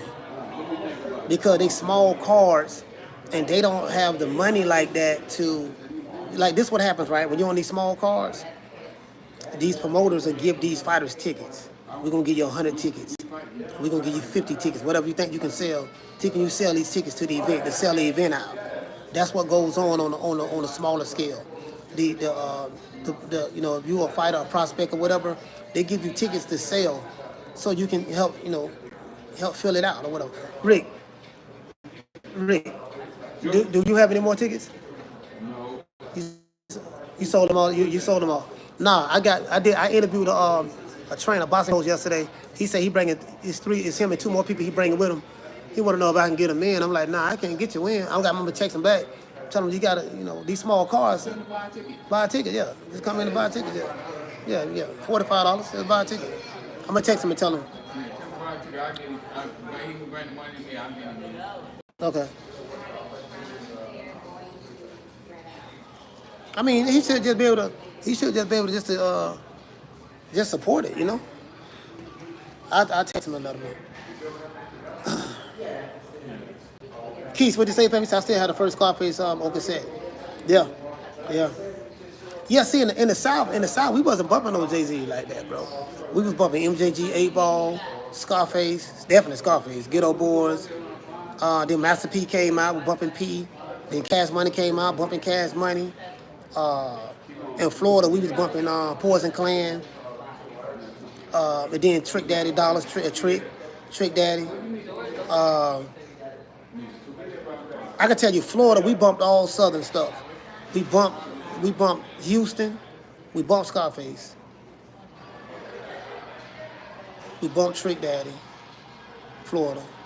We bumped MJG and 8 Ball, Memphis, Tennessee. I think that's what we were listening. And we used to listen to a lot of West Coast music too. We bumped West Coast. In Florida, when I was coming up, we bumped Scarface, MJG, 8 Ball.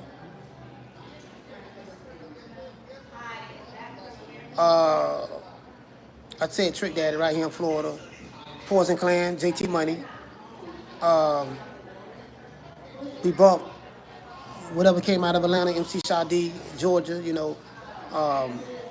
we pretty much, the South, we pretty much like bump our own music. And then we bump West Coast. We bump West Coast too. Meaning NWA, Ice Cube, we love Cube. Cube, Tupac. We definitely bump Pac. We bumped the hell out of Pac. We used to bump Pac like crazy. And we bumped Biggie. We bumped Biggie too. We bumped Biggie. We bumped Biggie as well. We used to bump Biggie in Florida, in the South. We bumped Biggie. We rock Biggie.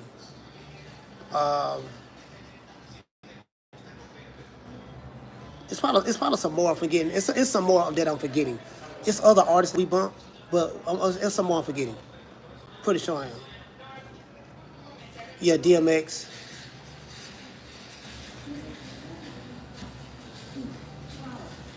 Yeah. Shout out to the Boss of Menu podcast.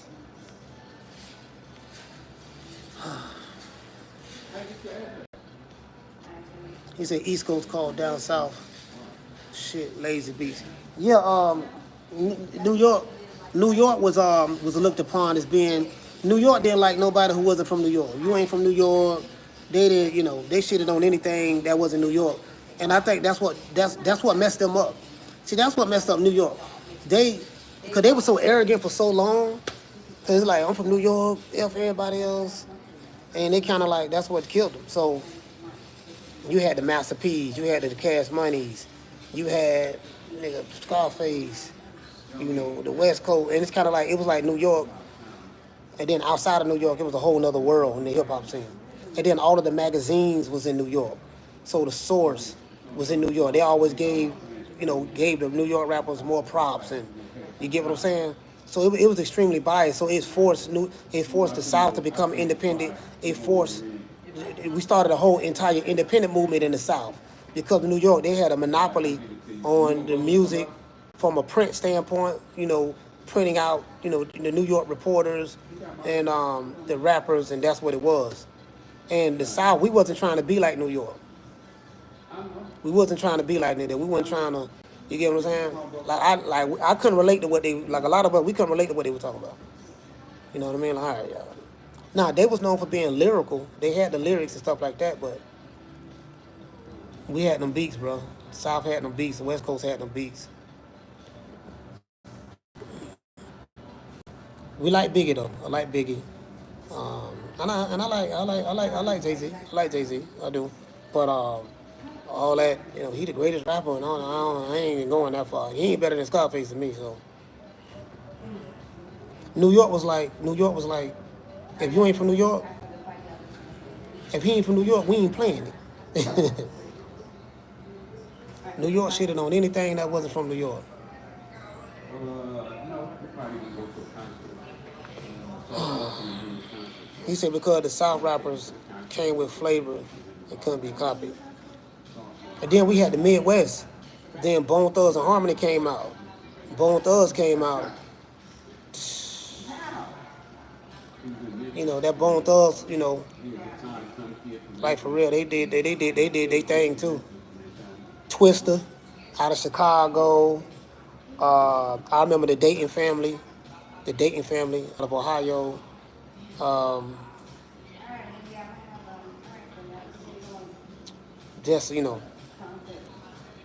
Matter of fact, New York, listen, it seemed like since the South, really Atlanta, it seemed like since Atlanta took over the music scene, because they took it from New York, they like snatched it. We used to bump Outkast. I don't know how I forgot about Outkast. We used to bump Outkast, Goody Mob. Hey, that we were bumping.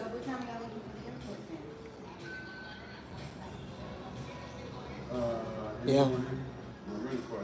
He said LL Cool J deserved more respect. Yeah. LL. Yeah, LL was tight.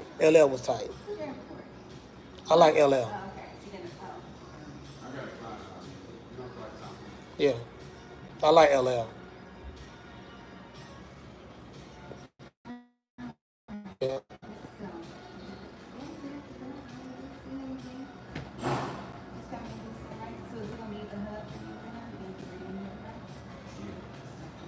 Yeah.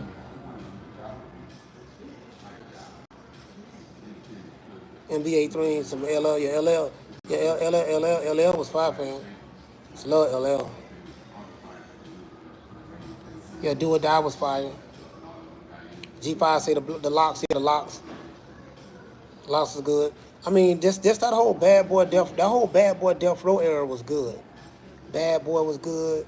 Death Row was good. That whole era was good.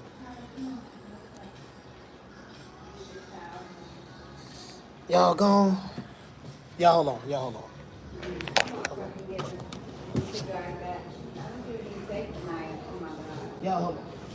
Hold on for a minute. All right.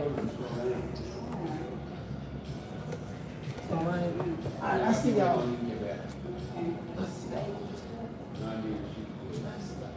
take a lot of pressure off. Good. And see, that's good. Right now.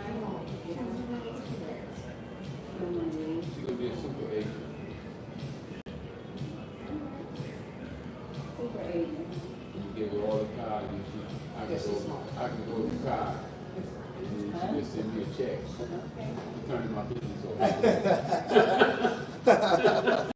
You crazy. So, all right. Hey, what time you say we got to get the fight? Oh. Hold on. Oh, I said. And don't be dragging that sweatshirt on the ground. What up, Derek? All right. Man, I'm good. What's going on? Had this. I don't drop my damn water. I got my water bottle right here. I'm trying to open it up. Drop my water. I got water on my damn pants. I got on white. Y'all see I got on white. See I got on goddamn white pants. Goddamn white pants. I don't know. I probably need to change my shit, but that's all. I'm just gonna rock out the white. It's gonna be dark in there anyways. My pants don't got dirty. So it is what it is. He's gonna be on the zone though. Oh yeah, UGK. Got on up. See what I'm saying? Now, we were bumping UGK back then. UGK. Yeah, Rakim. We used to about Rakim. You know that's when like New York had hip hop supremacy. Rakim, Big Daddy Kane. I used to love all that. Public Enemy, Cool G Rap and Polo, The Biz. They had hip hop supremacy back then. And then when NWA came out, they kind of like broke that. They kind of broke that New York having supremacy over music, hip hop music. And then it just opened up. And then it just opened up after that. Once the 90s hit, it opened up. I ain't seen this in now,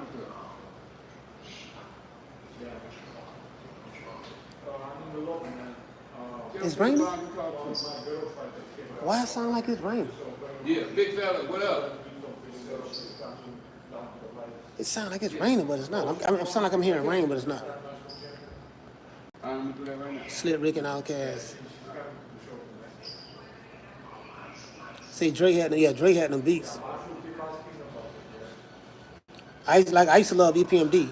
I used to love EPMD. Like EPMD was my favorite group coming out of New York, out of Queens. EPMD was from Lower Staten Island or Long Island. EPMD was from where he was from? What Wu-Tang? Wu-Tang from what? Staten Island or Long Island? What up? I used to love EPMD, bro. Like, I bump EPMD. Like I used to love Eric and Parrish. I think they from Long Island, if I'm not mistaken, though. I think they're from Long Island. I know Rakim from Long Island, and I think Public Enemy. I used to love Public Enemy. I used to love Chuck D. Public Enemy. I used to play them to death. You say Wu from Staten Island? Superman said yes. They from Staten Island? Okay. I always get them confused. Staten Island, Long Island. I always get them confused. He said EPMD from Newark. No, they not from Newark, fam. I don't think they from Newark. Yeah, I don't think EPMD from Newark.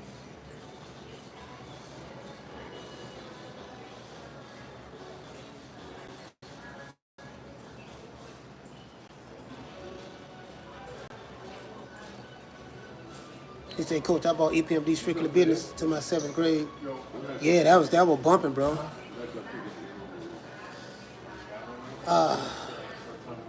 What did he say, Trey? He said Eric Summer from Newark. Oh yeah? Nah, Red Man. I know Red Man from Newark, right? I thought Red Man was Red Man from Brick City. I've never heard of nothing about Eric Summers from Newark, New Jersey. I never heard of that. You the first person I ever heard say that. I ain't never heard him say that.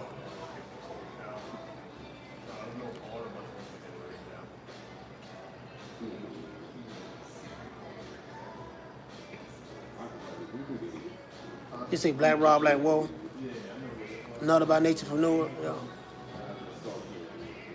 What it say, Keith? Say right, Brentwood, New York. Where is Brentwood? What part of New York is Brentwood? Yeah, I don't know.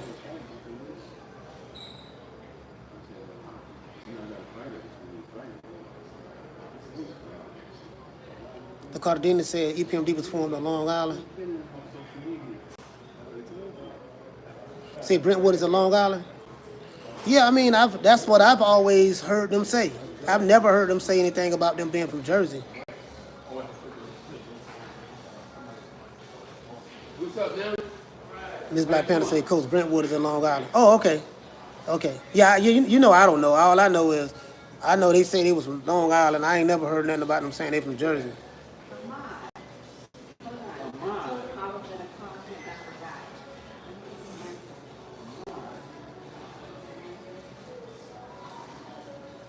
He said that's why I'm originally from Coach. Oh, you originally from Long Island, Miss Black Panther? Oh, okay.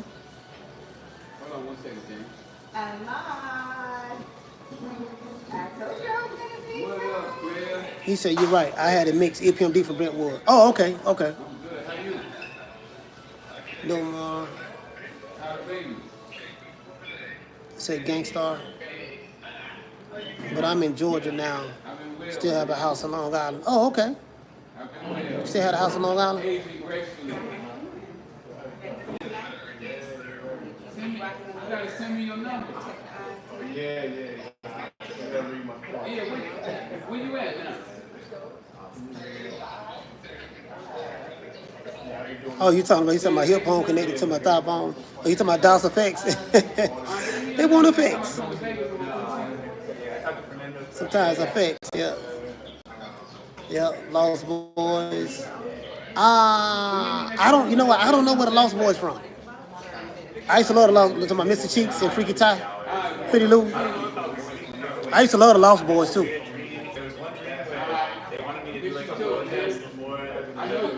This Black Panther said, Coach, I'm gonna call you out to the show. Okay, cool. And they're like, oh no. And so they had to do a vote of like, The Lex Cooster Beamers in the bins. And all of my people in the bins. Keep your head up. Lost Boys from New York? Okay. Yeah, I used to like the Lost Boys. Lost Boys, Nas. I like Nas better than I like Jay-Z. And I like Jay-Z. But I like Nas a little better. Well, especially when he came out with the Illmatic album. And then he came out with that Stillmatic. Oh, he came out with that Stillmatic when he had that Ether on there.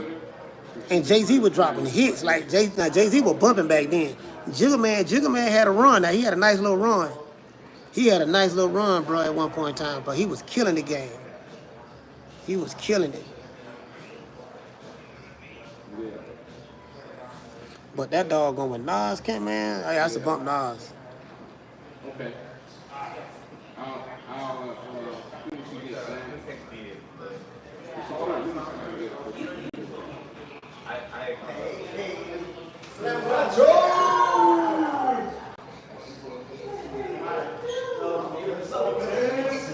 I don't know why I keep looking. It seems like it's raining, but it's not.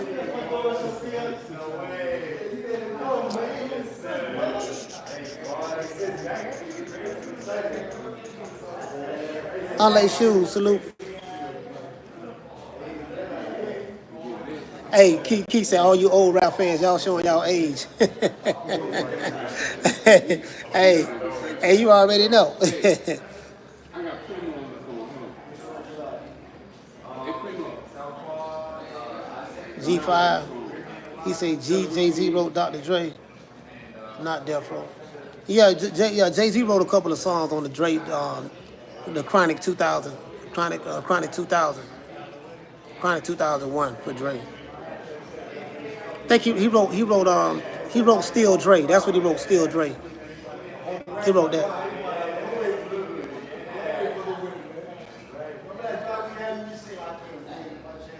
Well, I can send you that flyer. I got that flyer.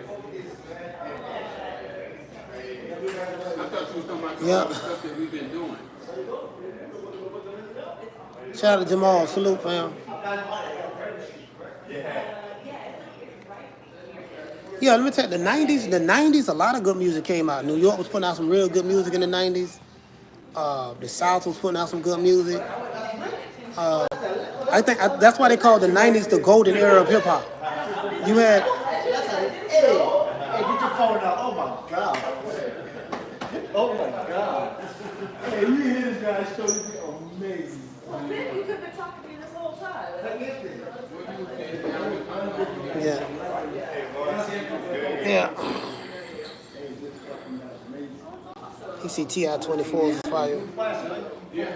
He say, when you coming to Omaha? Soon. I've been in Omaha soon. I got something. I got something lined up. I got something lined up in Omaha. So.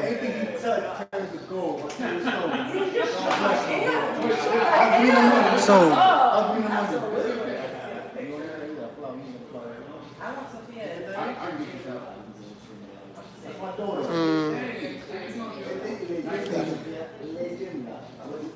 The Cardenas, salute fam. Green Eyes P, unlaced shoes. Are you talking about do or die? Hey, fam, you want to take a picture with him, fam? Glenn, you want to take a picture with him? I'll show you the story. J3 Pop, salute fam. Say 8 ball MJG.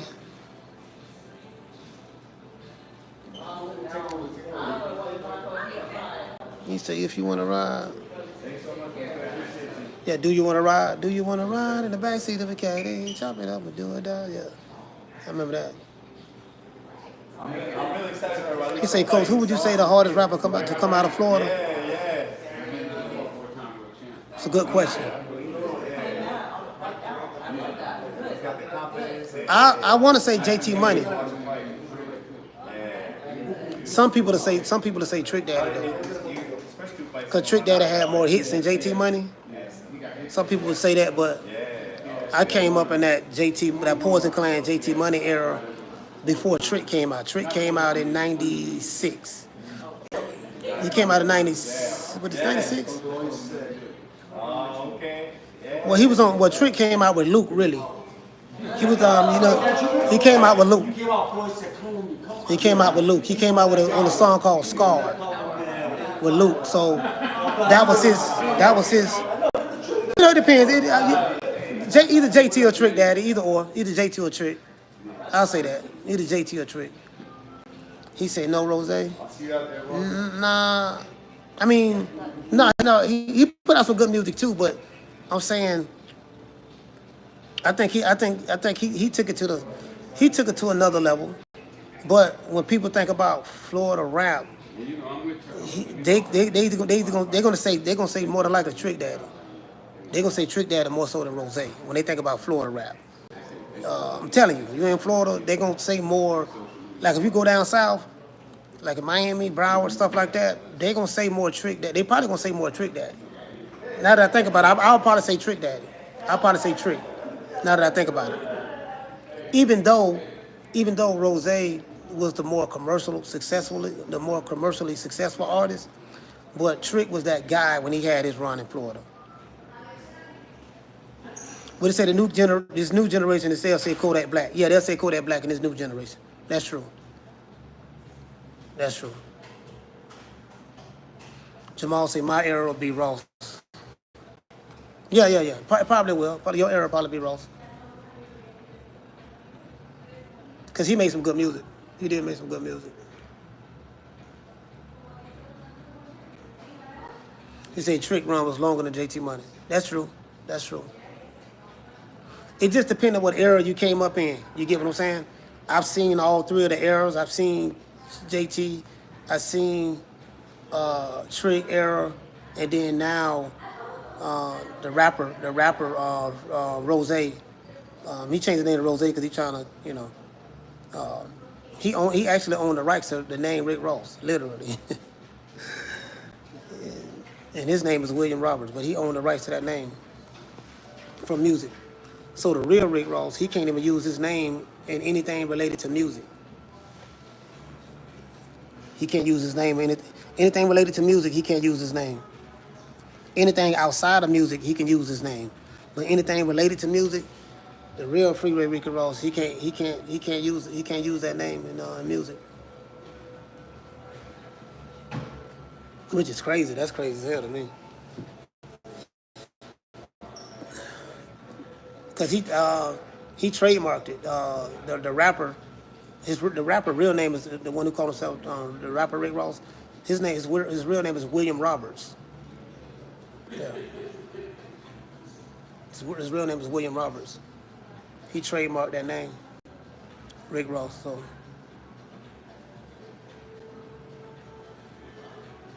he said, "What about Flo Rida?" Nah, nope. He made some pop hits. Flo Rida was looked upon as a pop artist. Nah.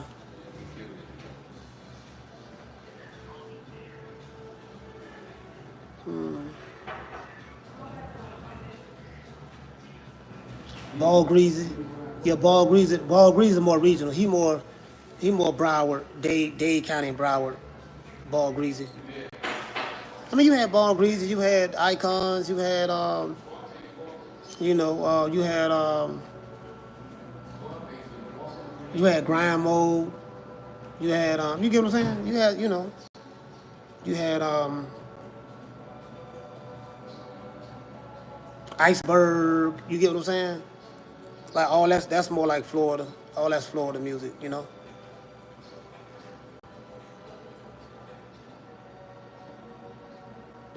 These I'm So Hood remix with Lil Wayne. T-Pain was more of a singer. Yeah, T-Pain had a damn good run too coming out of Florida, out of Tallahassee.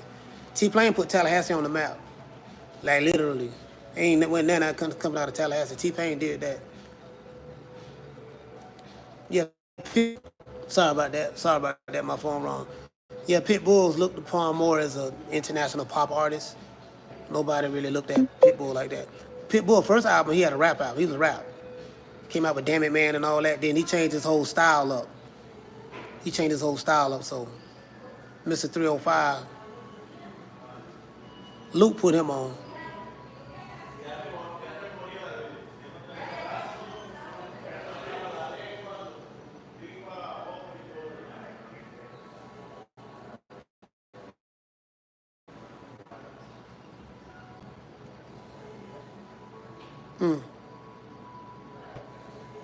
Shout out to Tila. Tila, what's going on? I gotta go, man. Man, look here, man. Y'all meet us at the Red Hour tonight, man. If you in Houston, you in H-Town, meet us at the Red Hour tonight, and that's where I'm gonna be at. It's gonna be a few celebrities in there. Scarface coming through. You know, he's gonna walk out. He's gonna walk out. Raleigh Bourne. You know, he's a young prospect. He looked like Abdullah Mason. 6'1" prospect. He fights at 135, but he's having this fight tonight at 140. And we did what we can do for him. I came here. We did radio. We did TV. We did barbershops. You know, I got a lot of footage. We was helping old ladies across the street. You know, hugging babies. You know, hugging and kissing babies. You know the political thing. You know how the politicians do it. Yeah, man, we hugging. You know, we hugging babies, man, tonight, man. You know, you get what I'm saying? That's what we do. You know what I mean? Shout out to TSU, my first time there, Texas State University. Shout out to y'all, man. Shout out to 32 Degrees. Y'all look that barbershop up, 32 Degrees. Let me see what that address is. I love that barbershop. Shout out to 32 Degrees. It is what it is, man. Yeah, I'm finna get off now. Well, you be home. This ain't nothing. I'm at home. I do 3 hours every day, Monday through Friday. This ain't nothing. I've been on a little over 2 hours now. What up, man? So if you in H-Town, man, Northwest, I think the Red Hour is Northwest Houston. Y'all come pull up, man. Check us out, man. We're gonna be there. Young Raleigh Bourne. He's only 2-0. He's gonna be 3-0 after this fight, hopefully. It's a 4-rounder, you know, and the Red Hour hold about, I want to say 15. That place hold about 1,500 people. Yeah, about 1,500 people. So 1,500. You know, it's nice. It's a nice facility though. Real nice facility. I'm not gonna lie. I'm impressed with it. it actually looks better on the inside than Pro Box. And I've been to Pro Box quite a few times, you know. So I you know, you get what I'm saying? It looks better on the inside. And don't get me wrong, Pro Box look good too. Pro Box look good as well. No, I'm not taking nothing from Pro Box. Shout out to Pro Box, but I'm just saying, for me, in my opinion, their ring and everything looks a lot more, you know. So, you know, it is what it is. So,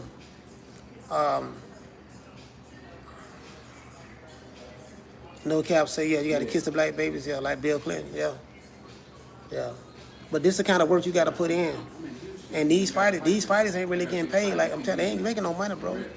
They ain't making no money in the beginning like this, yeah. That's why I be telling people. People be telling, yeah, man, boxing, man, fighters make a lot of money in boxing. Shit, nah, y'all looking at, y'all think it's a bunch of Canelos and Tanks walking around, and Terrence Crawfords and Errol Spencers and Deontay Wilders, and nah, man. Yeah, on TV. I'm telling you, I'm telling you, bro. I know the promoters, I know the matchmakers. I'm telling you, these dudes don't be making no bread like that, bro. Some of these motherfuckers fight for free. So, you know, get what I'm saying? You know, when you're in the beginning, you got to pay your dues. You know, they ain't really getting paid like that. You got to get in when you fit in. That's a relative situation. Even if you're a 10-0 fighter or 15-0 fighter, they ain't really making no money like that. Shout out to D Nice. It's a big move for us. I appreciate it. Now, if you get you some sponsors, when you're a fighter on this level, you get money by getting sponsors. You still in San Jose? That's where your money come in at. You got to get you some sponsors. All right, well, we'll connect. I don't know. I'll be back Sunday. Yeah. All right. What you say, fam? You said your homie got paid $14K with all endorsements and ticket sales. All right, cool. His official purse was only $4K. Yeah. He said, win the gold medal and you'll be all right. Ain't too many people doing that. You know, ain't too many people doing that, so. All right, man, if y'all in H-Town, man, y'all hit me up, man. I'm gonna be at the Red Owl. We supporting our guy, Raleigh Bourne. Really good kid. He do his own interviews. You know, he do his own interviews. He can talk. He's 19 years old and he can talk. He's very, very mature. He looked like Abdullah Mason, but he's taller. He's 6'1". But he's a very humble kid. He can talk, hold a conversation. Like literally, he can hold a conversation. His daddy is right there, but his daddy not even in the video. His dad is not even on camera. It's just a kid just talking about himself. His dad just talking about himself. Let him talk. He talk by himself, and that's it. The kid can hold his own, you know. And then I'm talking to him and all that stuff there too. So, yeah. So, but no, he hold his own, man. He hold his own. I'm not gonna lie to you. He hold his own, like for real. You know. If you meet him, you'll love him. If you meet him, you'll love him because he's a very, you know, very articulate young man. Very articulate. You know. You can tell he's a kid. He ain't number 19, so he just turned 19 too. He was ranked number 2 in the country, number 2 amateur in the country. He's won several different titles, what is it? I forgot. Like different state championships and regionals. The regionals. I knew it was ranked. I knew it was, yeah. He's several different regionals, like number 2. He should have been number 1 in the country, but he's the number 2 prospect in the country. Yeah. You get what I'm saying? So y'all will see me there, man. So y'all pull up, man. Houston showing me so much love, bro. I ain't gonna lie, bro. Like I wouldn't mind living in Houston, to be honest. Because it's you know, cause Houston it's like Texas is right there. It's in the middle of the country. Well, not the middle of the country, but it's southwest. So it's not West Coast, but it's not East Coast. It's and then you got a lot of people from Louisiana live in Houston as well. Well, throughout Texas, but definitely Houston. It's not West Coast. When you're in Houston, you don't get the West Coast feel. It's definitely not that. But you don't get the East Coast feel. Waiting on me to grow up. So it's So they'll be all right. it's how can I describe it? Because we help you though. It has its own culture. You know, it's a whole different vibe here. You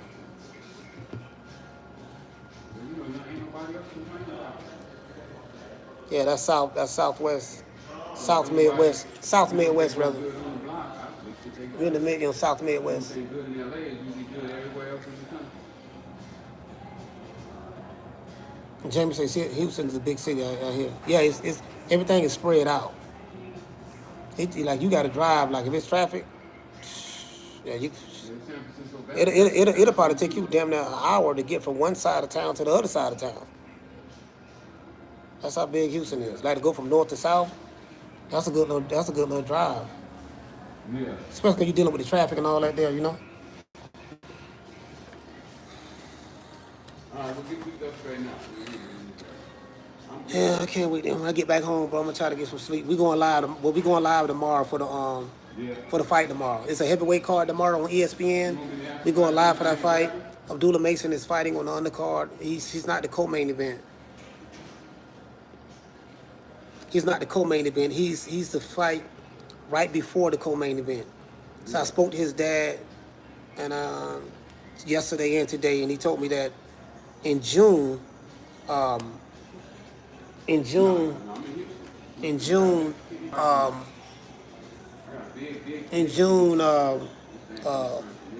Abdullah Mason is fighting again in June, and he will be the co-main event in that next fight. So I'm gonna be there. I'm gonna find out where it's at, and I'm gonna be there. Hello? I'm gonna find out where it's at. I'm gonna be there. So. What up, nigga Bob? Man, I forgot you now, Bob. Shout out, who that is, Summer? Somebody said Summer. What's Summer at? You gotta stay on my bumper, Bob. I'm doing a million things. Yeah, I didn't see her. Yeah, I didn't see her. Shout out to the Martin, shout out to No Cap, shout out to Jamie, shout out to Nate the Great, shout out to John, G5, Keese, Simo Salute, Unlaced Shoes, the Cardenas,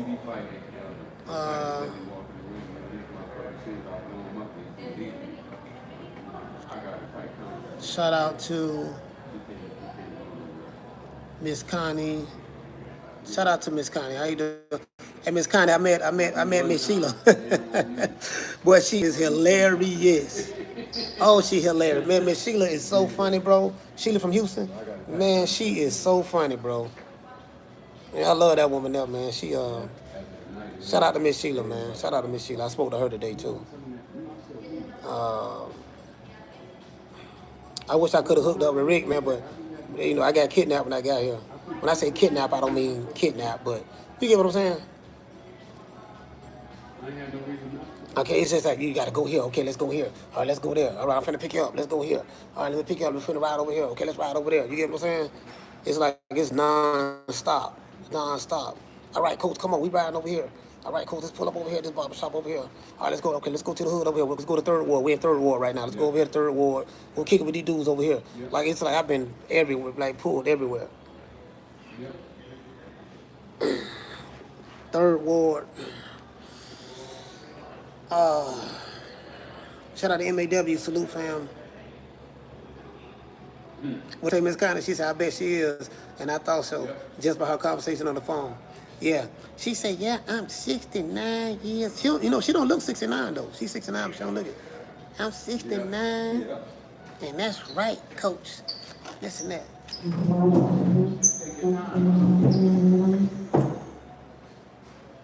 All right, man, we're finna get rid of the biz house.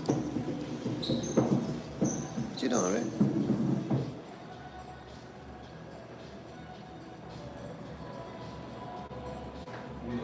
Oh, I thought he was done. I don't know what the hell he moving that chair for. What you say, Miss Conner said, well, we're in the same age group.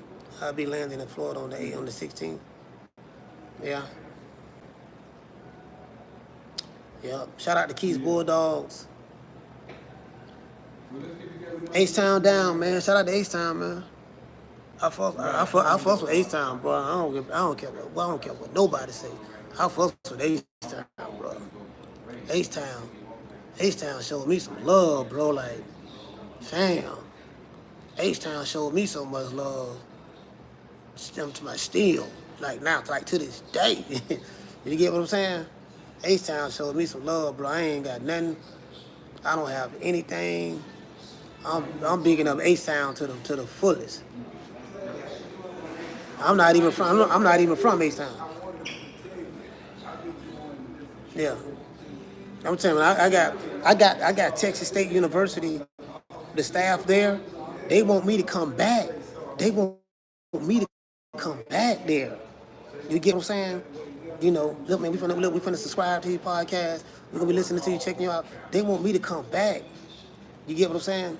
Like they fucking with me like that. They look, man, we want you to come back. You know what I mean?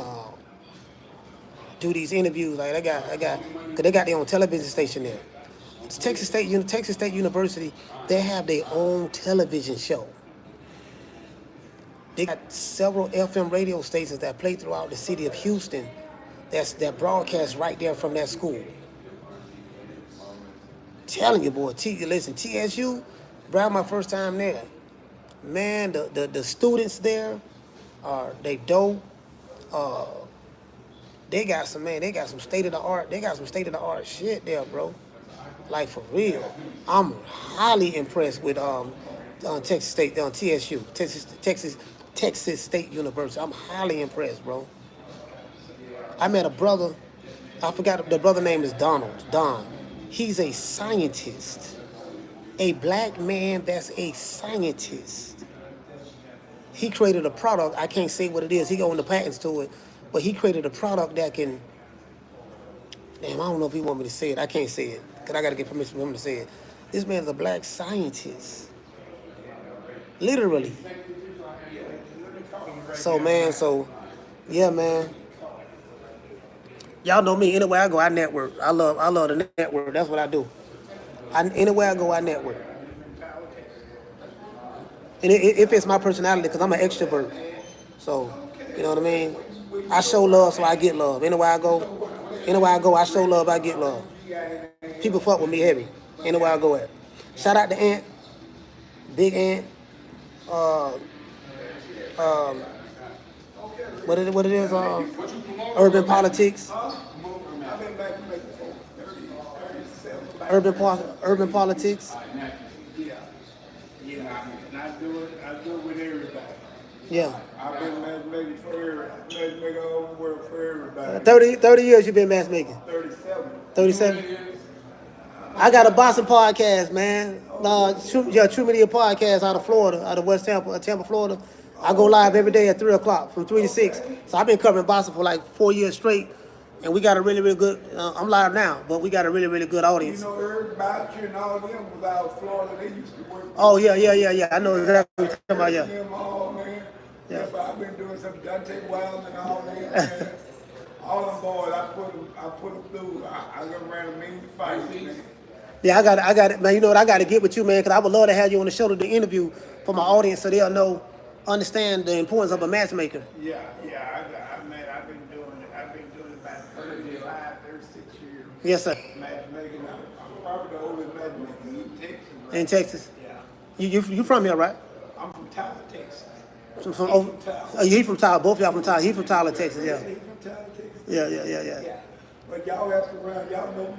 Yes, sir. They'll tell you people that know me too. Yes, sir. Yeah, I tell Cali, man.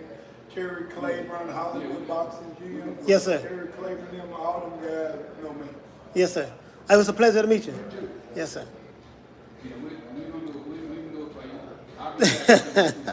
Tyler, Texas, huh?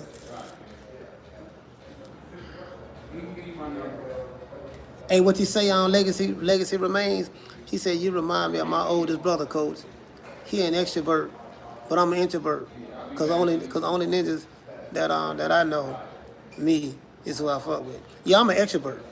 Bro, I'm gonna tell you something. I can go in any city in America, or probably around the world, not know anybody, and I'm gonna leave that bitch knowing about 20 people. Knowing about 20 people. That's me. Look, I'm gonna pull up. You get what I'm saying? And I don't know what it is. It's just I attract people to me. And yeah, man, we been hanging out and stuff, kicking it, and it just be all love, man. Then yeah, man, give me your number. I'm gonna call you, man. We gonna link up, man. And I stay in contact, bro. It's so many people. It's so many people numbers that I have on my phone that I literally just met, just being in different cities, and I still talk to them right now to this day, literally. I've always been like this. That's why I tell y'all, the way I am on my show is the way I am in person. I'm like this for real. Like this ain't no act. I talk shit, you know. I'll cuss a motherfucker out. They get out of pocket or whatever. But you know, when I'm out meeting the people and stuff like that, man, it don't really be none of that, man. Like we really be vibing. We be on some grown man shit. YouTube is YouTube, but when I meet people, we be on some grown man shit. You get what I'm saying? So, anyways, man, it's time, man. I'm finna go smoke some weed, dog. You know, I'm ready to smoke. So, I'm gonna holler at y'all, man. We going live tomorrow night. I got some footage I'm gonna put out. Scarface gonna be here tonight, so I get to see Scarface for the first time. I am kind of excited about that. I'm excited about Scarface. I ain't gonna lie. You know what I mean? So, yeah, man. Other than that, I'll holler at y'all, man. I'll catch you guys on the next one. You know my motto, don't meet me there, beat me there.